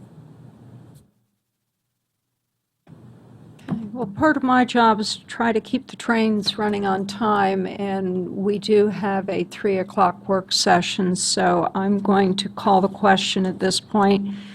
Mr. Ridenour made the motion, the streamlined alternative certification and critical shortage areas. Those in favor of moving this forward for discussion? Those opposed? So it is 5-2, and the student concurred with the majority, correct? Okay, very good. All right, we are moving on. Dr. Wilcox, we're back to the superintendent's report. Thank you. It gives me great pleasure to ask Dr. Altieri, who is the president of the Hagerstown Community College, and Dr. Donna Hanlon to come forward. And I believe they have some guests with them as well, some students who are going to come forward and talk about their background. I want to just share that I've asked Dr. Altieri to come and talk about our partnership with HCC in a new program that we have to get young people onto the campus, to accelerate them so that they potentially can have a high school diploma awarded at the same time they have their AA degree. And for some young people, add that third piece of an industry-based certification in a STEM-related technology. We've seen great interest by our young people, and I'm going to turn it over to Dr. Altieri. And thank you very much. It's a real pleasure to join you people today. Partnerships are critically important, and we've done a great job in public education in Washington County creating partnerships. I have the opportunity to serve on a couple of state committees with Dr. Lillian Laurie, and she regularly tells me, and I think she tells Dr. Wilcox, about the great partnership between the community college and the Board of Education in our county. Our Essence program, as many of you know, is over 10 years young. We really led the state in opportunities for early college. Our numbers continue percentage-wide to lead the state of Maryland in regard to students who get that early start with their college education. We are very excited with the STEM Technical Middle College's growth. A number of you were on the school board a couple of years ago when we shared the initial concept with you. We talked about some of the challenges. We talked about some of the opportunities. We are in our second year of operation. I'm sure many of you get feedback from families and students, and things, in my estimation, are going extremely well. We were able to secure a couple of very healthy grants from the state of Maryland. Governor O'Malley had put dollars in the budgets the last 2 years for early college. We corralled the largest share of that, $400,000 the first year, $200,000 this year, to help us get the middle college up and running. The pilot year, we had 12 students, and this year we have about 36 students. And I want to make sure all of you have the date, May 12th, on your calendars, because that will be the day that we will have our first group of students who will be graduating with a high school diploma and an Associate of Science degree, not an AA degree, but an AS degree in reflection of their STEM majors. We also know you know this person very well, Dr. Hanlon. She's done a great job for the school district over the years, and when she decided to retire, I decided to offer her some work in helping us shape the middle college in a way that worked for the Board of Ed and worked for the college. She's done a great job of working with the high school principals, and the report today, she's pieced this together for you. So we have a number of slides. We have a couple of middle college students, Claire and Olivia, who we will more thoroughly introduce later and give you an opportunity to ask them questions. But I could not be more pleased with the progress. We are being innovative, and I'd like nothing more than to have the state talk about the STEM Middle College in Washington County. They know we've always done good things in Washington County, but in the area of science, technology, engineering, math, and remember, we spell STEM with 2 M's to include medical careers as well. We are doing great things, and I want to thank you for the partnership. We'll take you through the slide presentation, and then I'm sure there are going to be questions that we look forward to answering. Donna? Yes. Good to be back. Thank you. I am going to take you through just a few program highlights, many of which you already know, but for the viewing audience, I'll just highlight a few things. Dr. Altieri already mentioned what a wonderful partnership this has been. It has been slow in the making, but it is gaining momentum, and we feel that there are a number of success stories that we can share with you. But this is an opportunity, again, for the viewing audience, for students to jumpstart their college education and then subsequently their careers by completing an associate's degree or college credits while they are completing their high school diploma at the same time. So it is a unique opportunity for students, and we really appreciate the support that we've gotten from the board and from staff here at WCPS. So I am going to take you through a few slides that share some demographics with you about the kinds of students or the population that we have on HCC's campus for this program. But in order to do that, I want to share with you a few terms that we've gotten used to using as we sit around the table and talk about middle college, but you may not be as familiar with. You are mostly familiar with the term middle college student, and those are the students who are actually on the campus.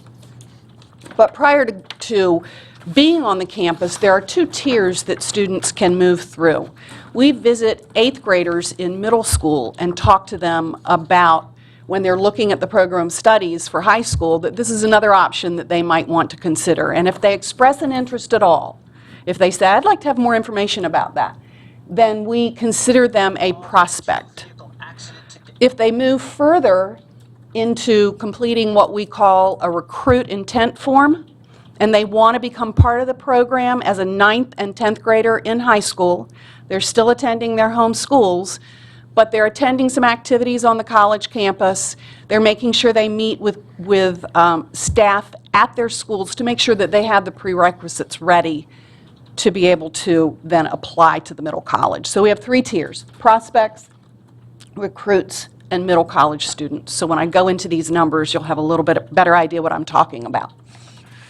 So the first year we did, as I said, started slow. Fall of the year, we ended up with 12 students on campus from across the schools. We were very pleased with the representation from schools. I believe that year there was, we did not have a student from Williamsport or Hancock, but the other schools were represented. We did have, through the course of the year, 54 students sign intent forms. They were seriously interested in middle college, so we had 54 recruits, and we ended up with 233 prospects. In other words, students who just had somewhat of an interest and wanted to know more. But as the program grew, from spring of last year to fall of this year, you can see the growth. We went from 12 students, and as Dr. Altieri said, we now have 34 on campus. We went from 54 to 42 recruits, because some of those recruits applied and came on campus. And we grew in the prospect area to 278.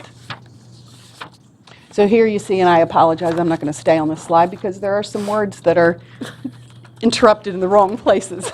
But that's the same information. Here you see it broken down by gender. We're very pleased with the number, especially of female students involved in the program, which isn't typical necessarily for STEM fields. Here you see the population for all 3 groups of students in terms of students who qualify for free and reduced meals. We were targeting approximately 20% of our population, and we at least hit that target, if not exceeded it. By race, you can see that we have not a large percentage of minority students, but it's growing, and we're continuing to look to that population in terms of recruits. A lot of numbers on this slide, but this shows you, especially if you look at the column to your far left, the STMC students, the STEM technical middle college students who are on campus. We have every every school represented, as well as homeschool. That's what the other indicates. Private schools. And private schools, thank you. And here you see we ask the recruits to give us an idea. What are the areas that you may be interested in? There are 15 areas, 15 pathways that students can become involved with. And here you see most of the interest, about a quarter of the students are interested in biology, pre-medical, in those areas. But there are a number of other areas that are popular as well, cybersecurity and so forth.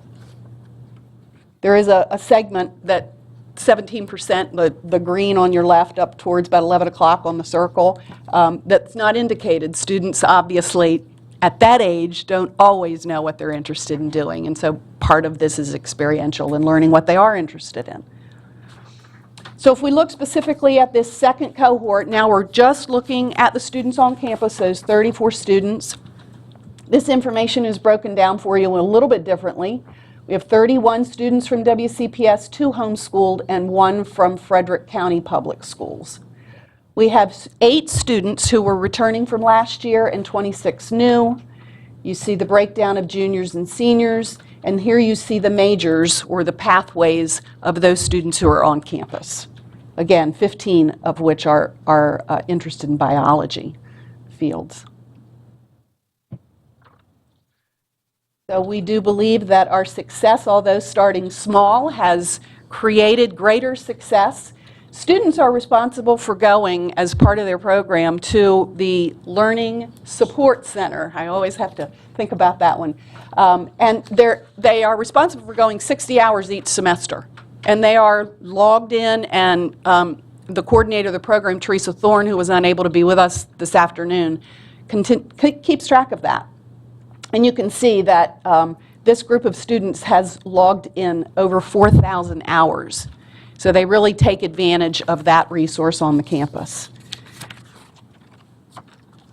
They have a cumulative average of 3.33 GPA, so they are being very successful with grades. We have one student who has a paid internship already with Schurz Communications. Another student who qualified for a NASA aeronautics workshop with NASA in Texas. And we have 9 probable, say that now, 9 potential associate degree candidates for the spring, and all of the students are applying to go on to higher ed. They're applying to schools such as University of Maryland, Johns Hopkins, Stevenson, Virginia Tech, just a wide range of schools, and we're very excited about that. There have been a few recognitions that we'd like to share with you, one of which last spring, Dr. Altieri and the team went to the awards banquet sponsored by MSDE, where they were selected as the Outstanding Career and Technical Education Program Post-Secondary Award for Excellence.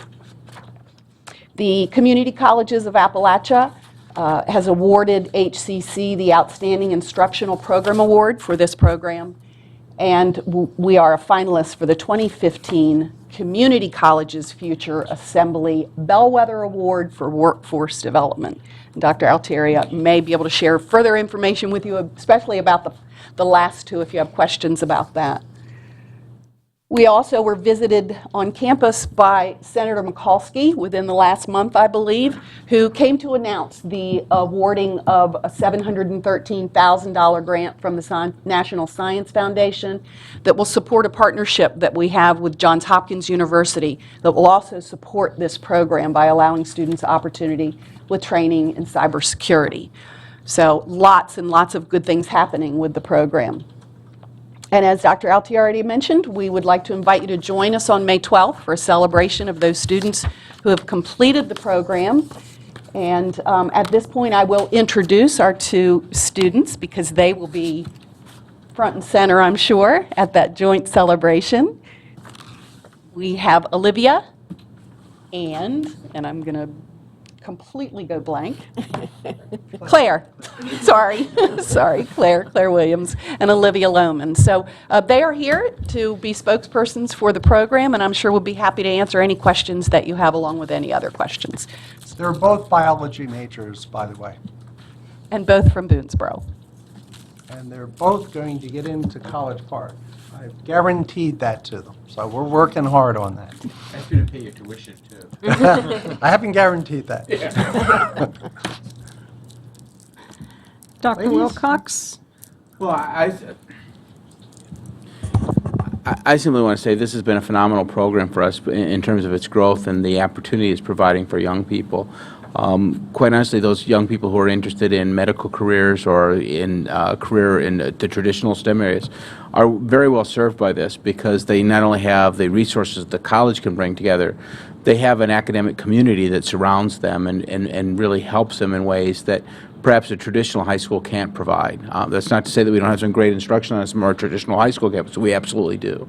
We have some of the best teachers in the country, but the fact that these young people can come together and accelerate their learning so that they're not only getting their high school credit, but they're also getting college credit is not only a good thing for them, but it's also a great thing for their families because they're putting tuition behind them as instead of ahead of them. And I can speak to that with some authority since I have a daughter at Virginia Tech. I wish she would have spent some time at HCC and stayed close and gone far, but she chose differently. Dr. Altieri and I have, as many of you as board members know, we meet monthly to talk about programs like this. This was one of those back-of-the-napkin kinds of ideas that Dr. Altieri approached me about almost 2 years ago, maybe a little longer. We wrote a joint paper which we presented to you, and you'll remember our meeting one evening over at the community college, and we're seeing the fruition of that vision and that dream. I'm very proud of the program, and I hope that you are as well. I know these young women would just die to say something on television, so please ask them a question. Please. I don't really know what to talk about. Share your Why you experience. decided to go to the middle college? How easy you're finding the courses? No prompting, Dr. My story started out, I was a sophomore in high school, and, well, actually, I just finished my sophomore year, going into my junior year. And throughout my high school experience, I always knew I wanted to be a doctor. So I knew that I had a long road of schooling ahead of me, getting my MD degree. So I decided to jumpstart the program when my friends, I had Claire and Morgan also go into the program, and kind of push me to go into the program as well, because I was taking 3 AP classes before I left my high school, and they were hesitant to let me go as a, I guess, academic achiever. So I'm just glad I went to the program because I got the 2 years out of the way, so hopefully I'll be finished med school by the time I'm 24. Excellent. Claire? I was also from Boonesboro. I can honestly say that I was just ready to just do something new. Not that I didn't love high school, but I was ready to get out of the traditional classes and challenge myself. And when the opportunity arose, I just jumped on it, and I'm very happy that I did it because I've learned a lot about what I want to do in the future. I've gotten a jump start on my future, and for me, it was a smart choice. Thank you. Greg Snook wanted me to express apologies for him. All of you know Greg. He chairs the Community College Board, and as you would expect, he does a great job with that. And as we know, he's leading the effort on the Mount Etna Farm Technology Park development. And one of the key elements to developing that technology park is to demonstrate to high-skill, high-wage, STEM-related firms that we have the workforce for them in our county. And the STEM Technical Middle College continues to be, I think, a incredibly important resource to economic development in our county. Many folks, when they look at Washington County, they come up with a lot of impressions, but they never thought we would lead the state in STEM education for high school students, community college students, and when they see our spectacular STEM building, I think it sends a very powerful message, and we hope that the economic development piece will also be here, and we'll be able to keep our brightest and best engaged in our community, or as they go away to get those PhDs, they'll return to wonderful opportunities in our community. That's extremely important. We did have an opportunity this morning. We were the first group to meet with the delegation. You folks will be the last group to meet with the Actually, I think delegation. there's a couple after us. It's a long Oh, day. really? Yeah. Really? Well, their published schedule had you guys at least last, but they wanted to know about the STEM Middle College. They wanted to know about economic development. They wanted to know about the college's acceleration of career pathways that would give people middle-class wages. And we just had a wonderful conversation with them this morning, and I won't be surprised if they don't bring that up when they chat with you. We didn't have a specific request for them. Community college funding is addressed differently than pre-K to 12 funding in the state, and we lobby very strongly through the Maryland Association of Community Colleges arcade formula and our CIP activity. We do need their votes to support the enhancements that we are seeking statewide, and the community colleges do a terrific job of working together.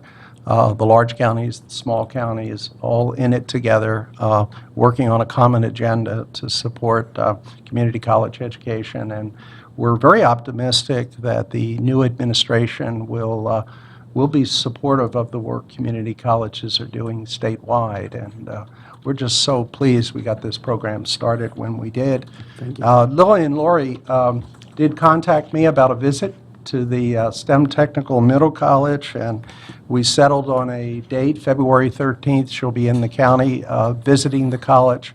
Dr. Wilcox has that on his schedule as well, and she has heard so much about it, she just wants to interact with the students. She's a strong supporter of partnerships between Board of Eds and community colleges, and I think most of you have recognized that in her short time here in Maryland. So we thank you very much, and if there are any other questions you might have, we'd be Colleagues? pleased to answer those. I would just remind you that we have a presentation yet, and we have a hard stop. We do. So thank you very much. Another building opportunities that are student-driven and student-centered, so thank you so much. Appreciate it. Thank you all. Thank you. Thank you. All right. Thank you, Dr. Wilcox. Mrs. Francisco, I think we have person, she's there. Welcome. Got to keep things moving. Yes. Mrs. Brightman, Dr. Wilcox, members of the board, as discussed earlier today, there are several personnel actions for your consideration this afternoon. Is there a motion? Mrs. Brightman, I move to accept personnel actions as presented by our instruction, or our HR staff earlier today. Thank you, Mr. Ridenour. Second? Second. Thank you, Dr. Hardings. Discussion? Voting in favor of the personnel motion? 7-0, and student rep abstains. Thank you. All right, we have a reports to the board. Mr. Simler, you're there. Thank you. Welcome. Director of Elementary Education and Early Learning will be talking to us about summer school results. Thank you, Good Matt. afternoon. President Brightman, Dr. Wilcox, members of the board. I'm going to share with you today a review of our 2014 elementary summer school program. You referred to it earlier as the PAC program, which is the Primary Academic Acceleration Camp. To give you a little overview, the PAC program was a 19-day instructional program. It was designed for students in K1 and 2 who are performing significantly below grade level. We focused primarily on language arts and math. However, we also did some STEM, Encore, and other instructional-related activities to roll into the program. The teachers used the Maryland College and Career Ready standards to focus on specific skills and standards to support those individual students' needs based on the data from their spring MAP assessments and those that were selected to attend the program. And we had 6 designated PAC sites: Clear Spring Elementary, Morgansville, Pangbourne, Rockland Woods, Smithsburg Elementary, and Williamsport Elementary School. And we had schools that were feeder program, for lack of a better term, that would feed into these schools to participate in the PAC program itself. One of our focuses this year was looking at attendance. We've noticed in our previous summer school sessions that we've had some really poor attendance. As a matter of fact, I believe in 2013, we were around 70% of our students were attending regularly. So we wanted to really increase our attendance for 2014. We looked at attendance in 2 different ways. We kind of measured it in expected attendance and actual attendance. The expected attendance was, we had quite a few parents that were they wanted their children to participate in the program. However, they communicated with us very clearly that there was a 2 or 3 day window or 4 day window that they were traveling for vacation. So we respected that. We wanted their child to participate, but we kind of recorded that so we knew that how many we expected in the school each day. So if you look there, our overall percentage of students for our expected attendance was 89.9%. We also looked at it in terms of actual attendance of the 365 kids. What was the percentage that they were actually in the building each day, and we ended up at 84.2%. So we did increase significantly, and I'm pleased with looking at that as a summer program over the past few years, increasing as much as we did this past summer. The next slide shows some data we were able to look at in terms of measuring growth or maintaining performance level. Our goal for the students for this 19-day program is to, one, to avoid the summer loss that we constantly hear about and we see with a lot of our students, but to also potentially close the achievement gap. You'll see 4 different areas that we looked at in terms of a comparison measure. Dr. Hardings, last year you had asked about doing some comparisons to other cohorts and groups, and here's some brief comparisons that hopefully will give a little bit of a picture of how the students who participated in the PAC program fared in comparison to some of their colleagues. The first set of data looks at all kindergarten, first, and second grade students, which is approximately 4,700 students. And you can see over the course of the spring MAP assessment to their fall MAP assessment, we had 58% of the students show growth in math and 68% show growth in reading. This is the large group of students, all K1 and 2. Some participated, a very small percentage of those participated, a large did not. Typically, we do see some growth over the summer. It's just natural growth in terms of experiences, maturity, that we do see that growth in our MAP scores. The second set of data looks at students who were eligible and were invited but did not attend.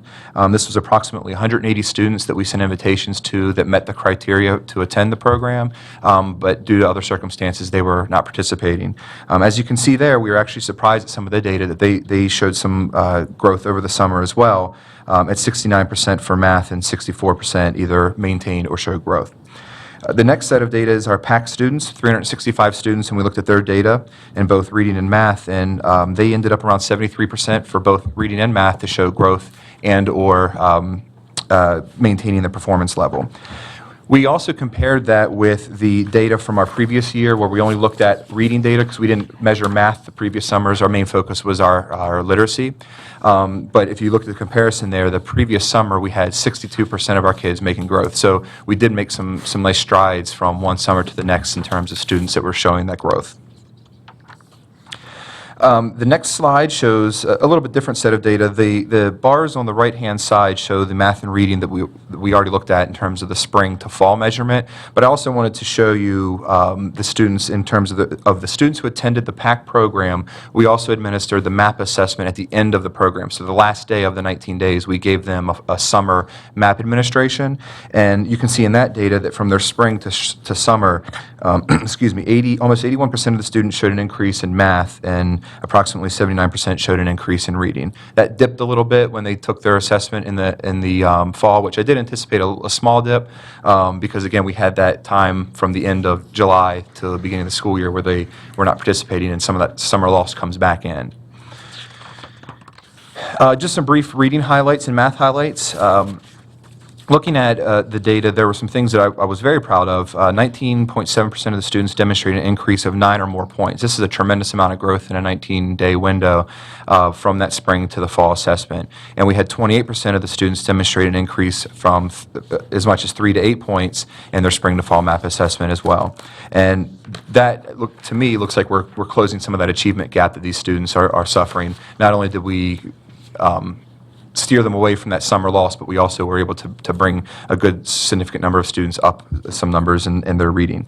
Same with math. We saw 21.2% of our students demonstrate an increase from 9 points or more, and 29% showed the increase of 3 to 8 points. We also asked this year something different. We really wanted some good feedback from parents, so we collected parent surveys where we asked for commentary feedback, but also some perception. We ended up collecting 128 parent surveys. Some common themes that we saw in terms of positive comments of the program were things such as the smaller class sizes, the focus on both reading and math. The parents felt that there was some success in both of those subject areas. They gave some positive and supportive, or some positive comments about the supportive staff members and those that were there for the summertime and really making it an exciting opportunity for the kids. Had some really fun, engaging activities, a lot of themes for the summer schools, which I think helped with bringing up that attendance. Kids actually wanted to come to the program, which was really nice.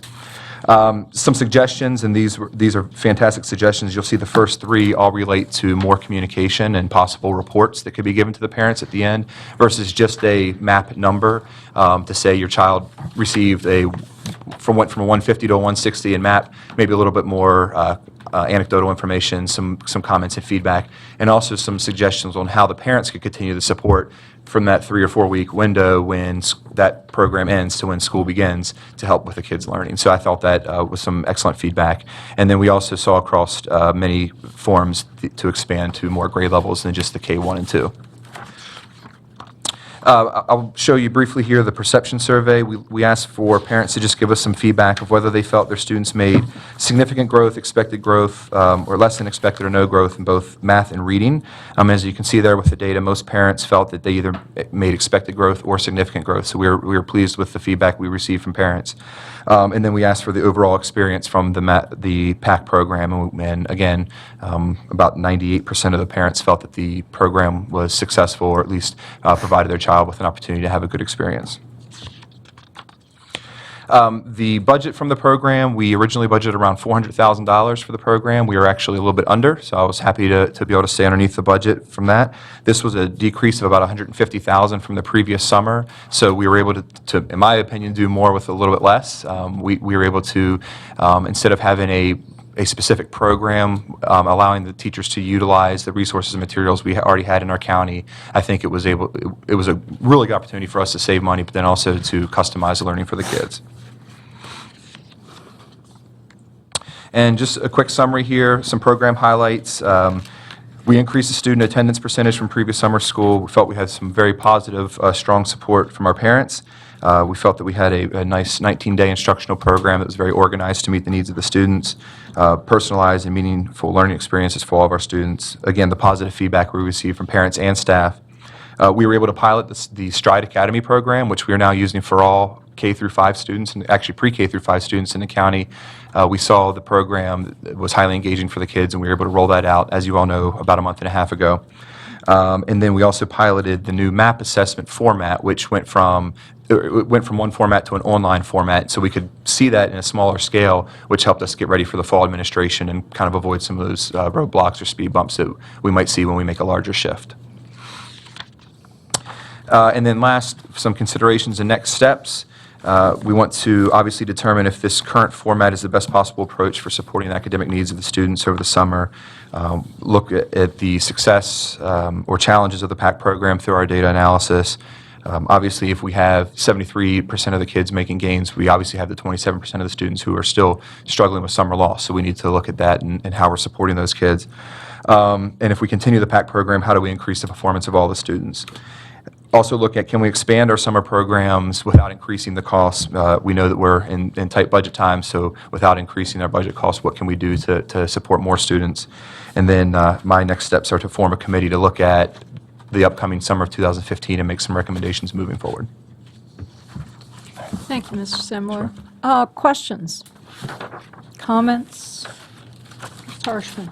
I was wondering if we've looked at the possibility of extended days during the school year for this same type program, and whether that would be more beneficial to the students and more cost-effective. We actually already have extended learning programs. Each school is given a certain allotment of money where they can provide extended learning opportunities. The Title I schools even have additional money for programs such as that. So there are quite a number of schools that are running after-school programs that will keep kids for an extra half hour or hour and will support their needs. And a lot of times they will look at supporting the kids who would also most likely be the ones that were designated or would qualify for a program such as this. Now, are they put in classes like this? Like It's the a summer? smaller group. It's a smaller intervention-based. And do we have any statistics on those students? I don't in front of me. I'd have to ask the schools to give Okay. me some of that. Okay, thank you. Sure. Other questions? I just want to loop back around and thank you for the following up on the suggestion and the statistics. I appreciate seeing the side-by-side comparison. That's very helpful. Thank you. Sure. Thank you, Mr. Semler. All right. Appreciate it. Thank you, ma'am. All right, we're on to board member committee reports. Just to remind everyone, in Friday's packet, you received a sign-up form to give me some ideas of what committees, standing committees you'd like to serve on.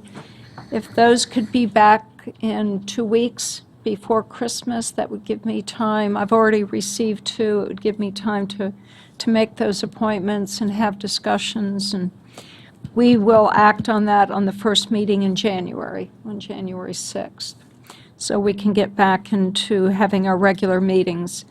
So, Mr. McHo's report from student government. Yes, we are meeting this Thursday, December 11th at South Hagerstown High School. Okay, very good. Mrs. Harshman, anything from curriculum? No, we have not had a meeting since our last board meeting, and will not be having a meeting until the committees are reorganized. Okay. Any MABE reports, any of the MABE committees that you're on that you'd like to make report?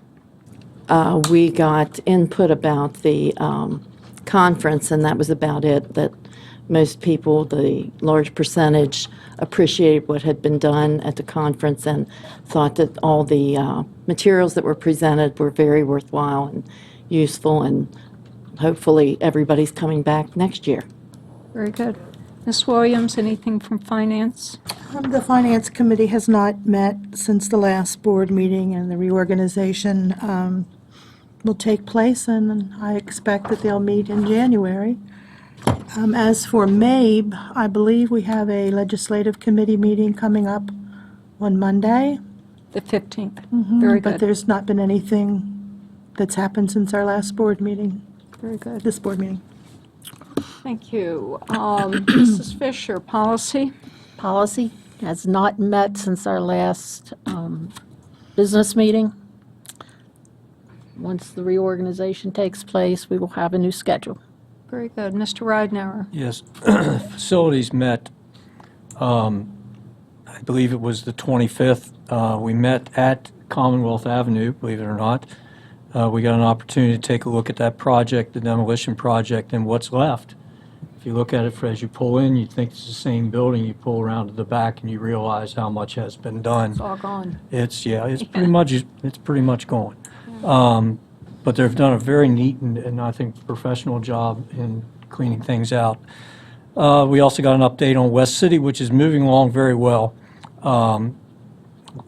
My mind, a little farther than I anticipated, but right on schedule, according to our facilities people. HR met on the 25th, and we discussed revisions to the Family Medical Leave Act policy, and we will be meeting then, or the HR will probably be meeting around the 27th of January when we're reorganized. Thank you. Dr. Hardings, any? Just briefly, I attended the MABE Budget and Planning Committee meeting. I guess it was the Friday before Thanksgiving, whatever that date was. We did pass a recommended budget and send it to the full board for its approval. We made one sort of minor change in what was being recommended by the staff. What was interesting to me was, well, first, there's another recommended 5% dues increase that would come next year if it's approved by the board.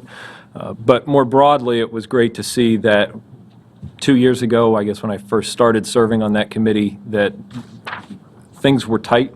I won't say MABE was not in a great fiscal position, but let's say they're in a much better fiscal position now than they were then. And there's opportunities now for them to engage in some new initiatives, which I think are pretty exciting, that Mrs. Glendenning filled us in on. So enjoyed my service on that committee, and we'll be glad to go back if the board doesn't pass the budget. Very good. Thank you for your service on that as well. Any other committee reports that I missed? Okay. Future agenda items, the Agenda Committee met at 10:15, and some items for your consideration. You know, obviously, you'll receive an updated calendar in your Friday packet. The joint meeting with the mayor and city council has been rescheduled. We don't have that date yet. We will be meeting with the county commissioners at 8:30 here on December 16th. On that January 6th, as I said, we'll be doing the standing committee. We'll be discussing and voting on those appointments. Dr. Wilcox will be doing a technology plan report on the 6th. There will also be a group from Williamsport giving us information on a public-private partnership opportunity. And I also believe on January 6th, we will be taking action on a financial plan for the academic hub. So those are some of the highlights. And of course, this meeting is rebroadcast on December 9th, on December 11th and December 13th. So we're up to board member comments. Mr. McHose, I'll start with you again. Any? Nothing to add, no. No comments? Thank you. Mrs. Harshman? Just welcome Mr. Gesford and Jackie back, and I'm glad to be back myself. Okay, Mrs. Williams. Yes, welcome, Mr. Gesford. Congratulations to Mrs. Brightman and to Dr. Hardings. And that about sums it up. Okay. Thank you. Mr. Gesford? Well, I'd like to say that I've attended the MABE conference this past Thursday and Friday. As I've told some of my colleagues, I felt like a sponge. And about 3 o'clock, the sponge was full on Friday, and I told the folks there that I was heading back over the mountains. And I returned to start my job at the restaurant. But I just wanted to say that is a very good conference, mini conference. I'll be attending the final portion of that this Thursday in the morning in Annapolis, so I look forward to going down for that. I attended the HR committee meeting here just recently, and I want to thank a few folks. First of all, I'd like to thank Brooke for welcoming me at the front door every day. She's a pleasant person to come in to the front door and have a smiling person to welcome you, so thank you, Brooke. Debbie, for everything you've done to make me feel welcome. As a new board member, it's an daunting task, I'm sure, to get everybody in line, and thank you so much for everything you've done for me.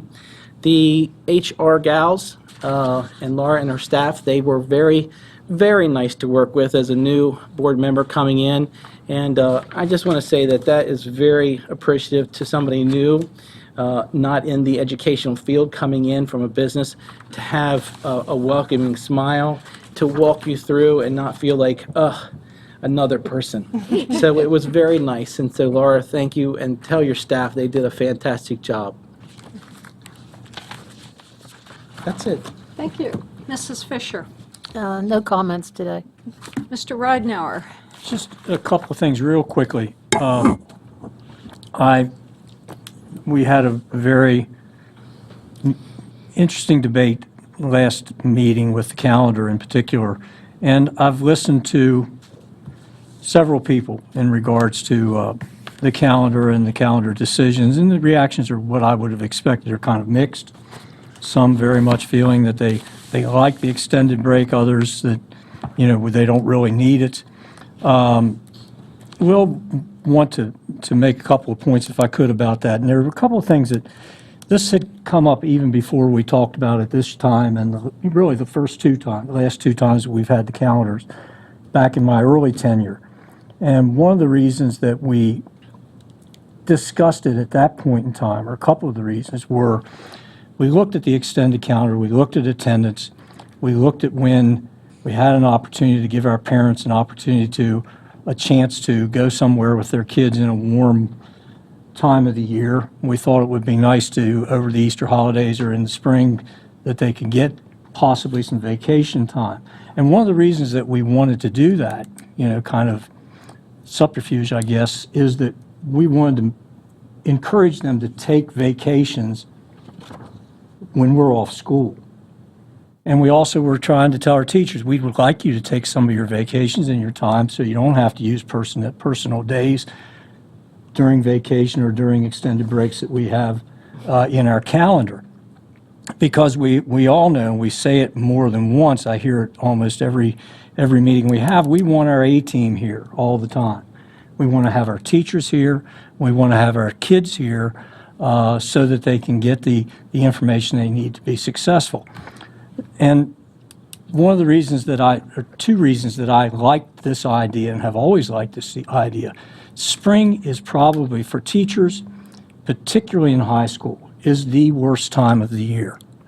And one of the reasons that it's a terrible time of the year is all of our activities that take place in the spring take place during the school day.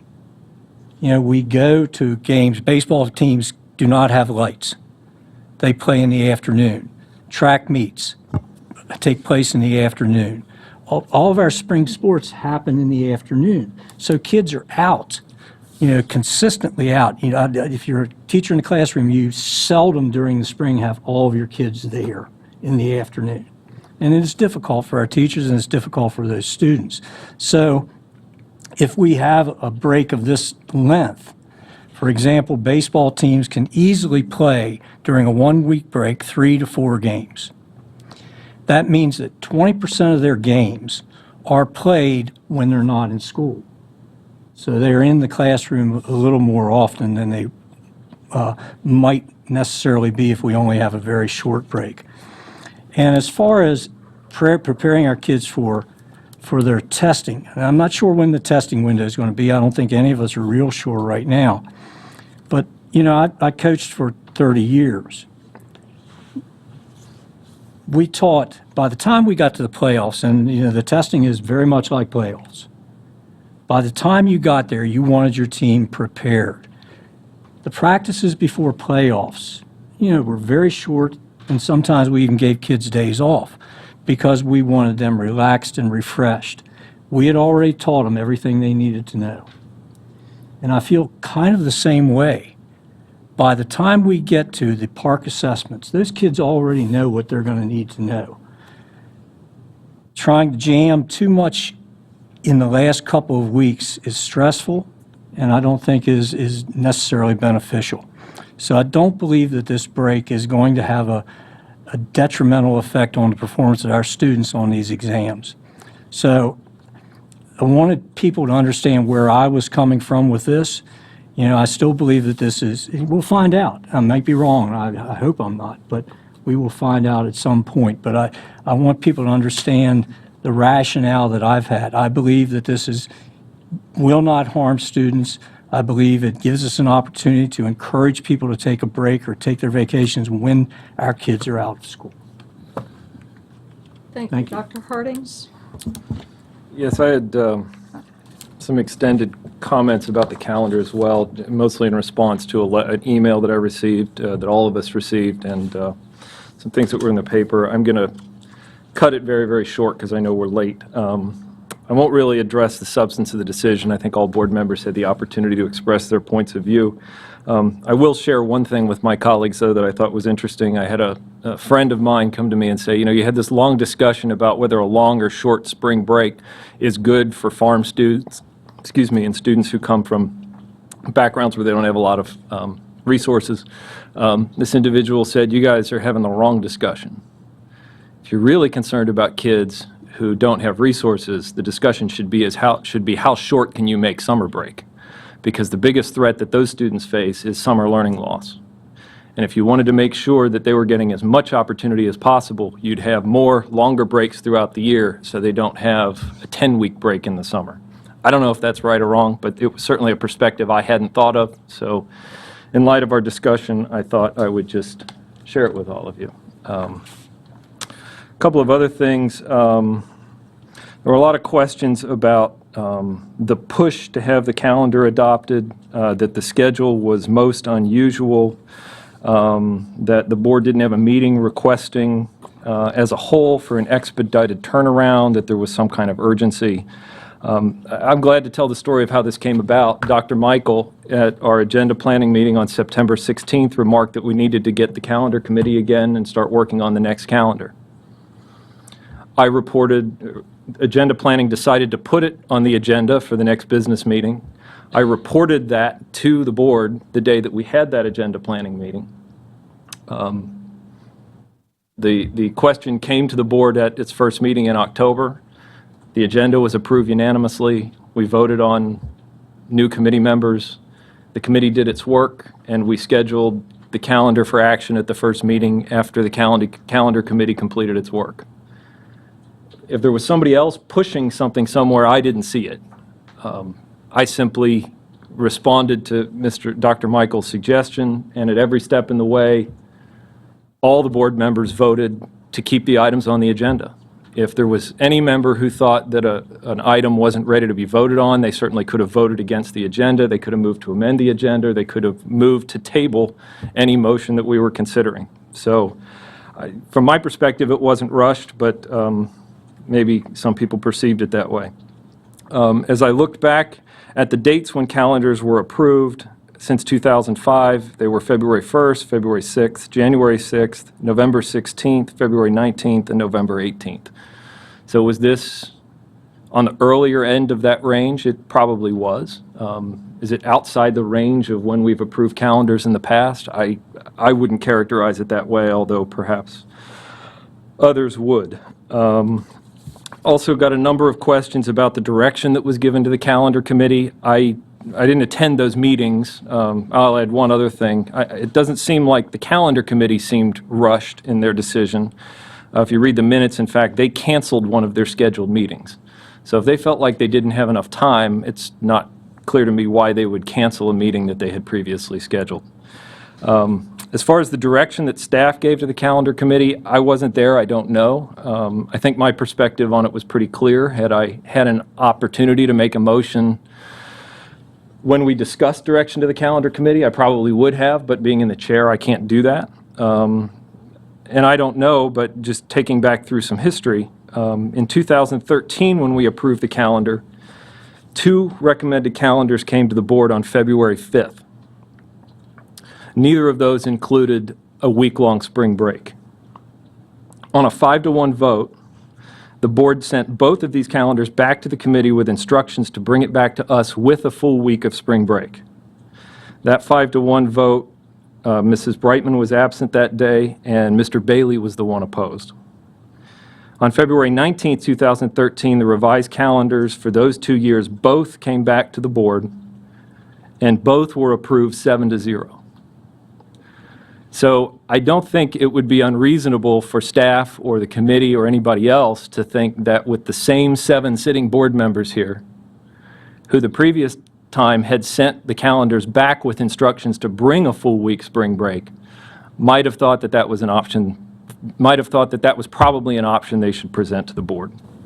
But again, beyond that, I wasn't at the meetings, and maybe Dr. Wilcox at some point could speak to the direction his staff gave to the committee. I don't know. Finally, there seems to be some question about the motives and sincerity of the board, and I quote, "It's past time for the board to appreciate that the desires of a few should not rule over the needs of the many, and we contend that the main priority of the board should be the instructional needs of all students." I think a fair reading of those quotes leads to a couple conclusions, that somehow either the board or individuals on it are motivated by something other than the instructional needs of our students, and that the board members systemically over a long period of time disregard the needs of our constituents. I'm always glad to discuss issues. I worry, though, and that it poisons the discussion when, rather than addressing issues themselves, we question the sincerity and the motives of others. I agree with people who have asked these questions, the association presidents, on a number of issues. I disagree with them on some others. But as the elected leaders of their organizations, I don't doubt their sincerity. I don't doubt their genuine desire to advocate for what they believe is in the best interests of their members. And I don't question their commitment to work for what they believe is best for Washington County Public Schools and the members that they represent. And I'll say that about all 6 of my colleagues as well. I hope that what would guide our work moving forward as a group of 7 is that even when we disagree, that we try to make sure the disagreement stays on the issues on which we disagree, and that we don't move towards questioning whether others are here for the right reasons or they're sincere. It's hard to work in good faith with somebody when you sit down at the table with them and they tell you that they don't think you're working in good faith. And I will just say to each of you, I don't believe that of any of you, and I hope that principle can guide our work as we go forward. Thanks.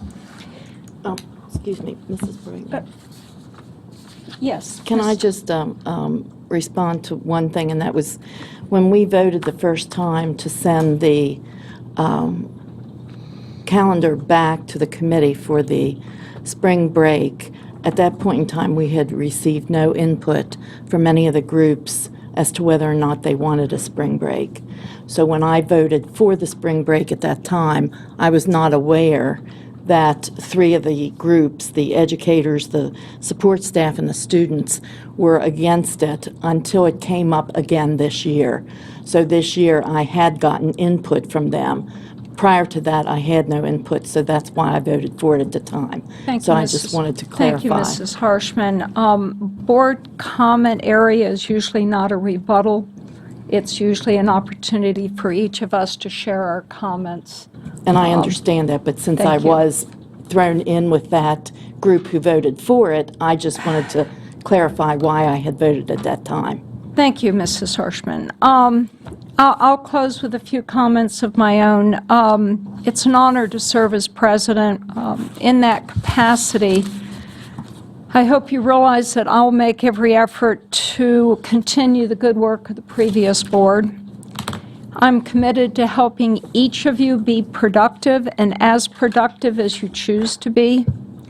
So together we can prove that government can and will function effectively and efficiently with credibility and trustworthiness.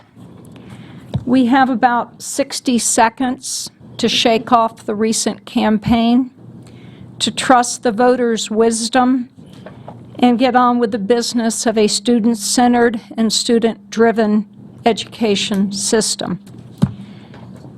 I'd like to just read one policy, BEED exhibit, and these are the fundamental principles for conducting business as a board. All members have equal rights, privileges, and obligations. The majority vote decides. All board members have the right to be heard, and the rights of the minority must be protected. Full and free discussion of every proposition presented for decision is an established right of members. Every member has the right to know the meaning of the question before the board and what its effect will be. All meetings must be characterized by fairness and good faith. I will work with everyone here to see that we live by those fundamental principles.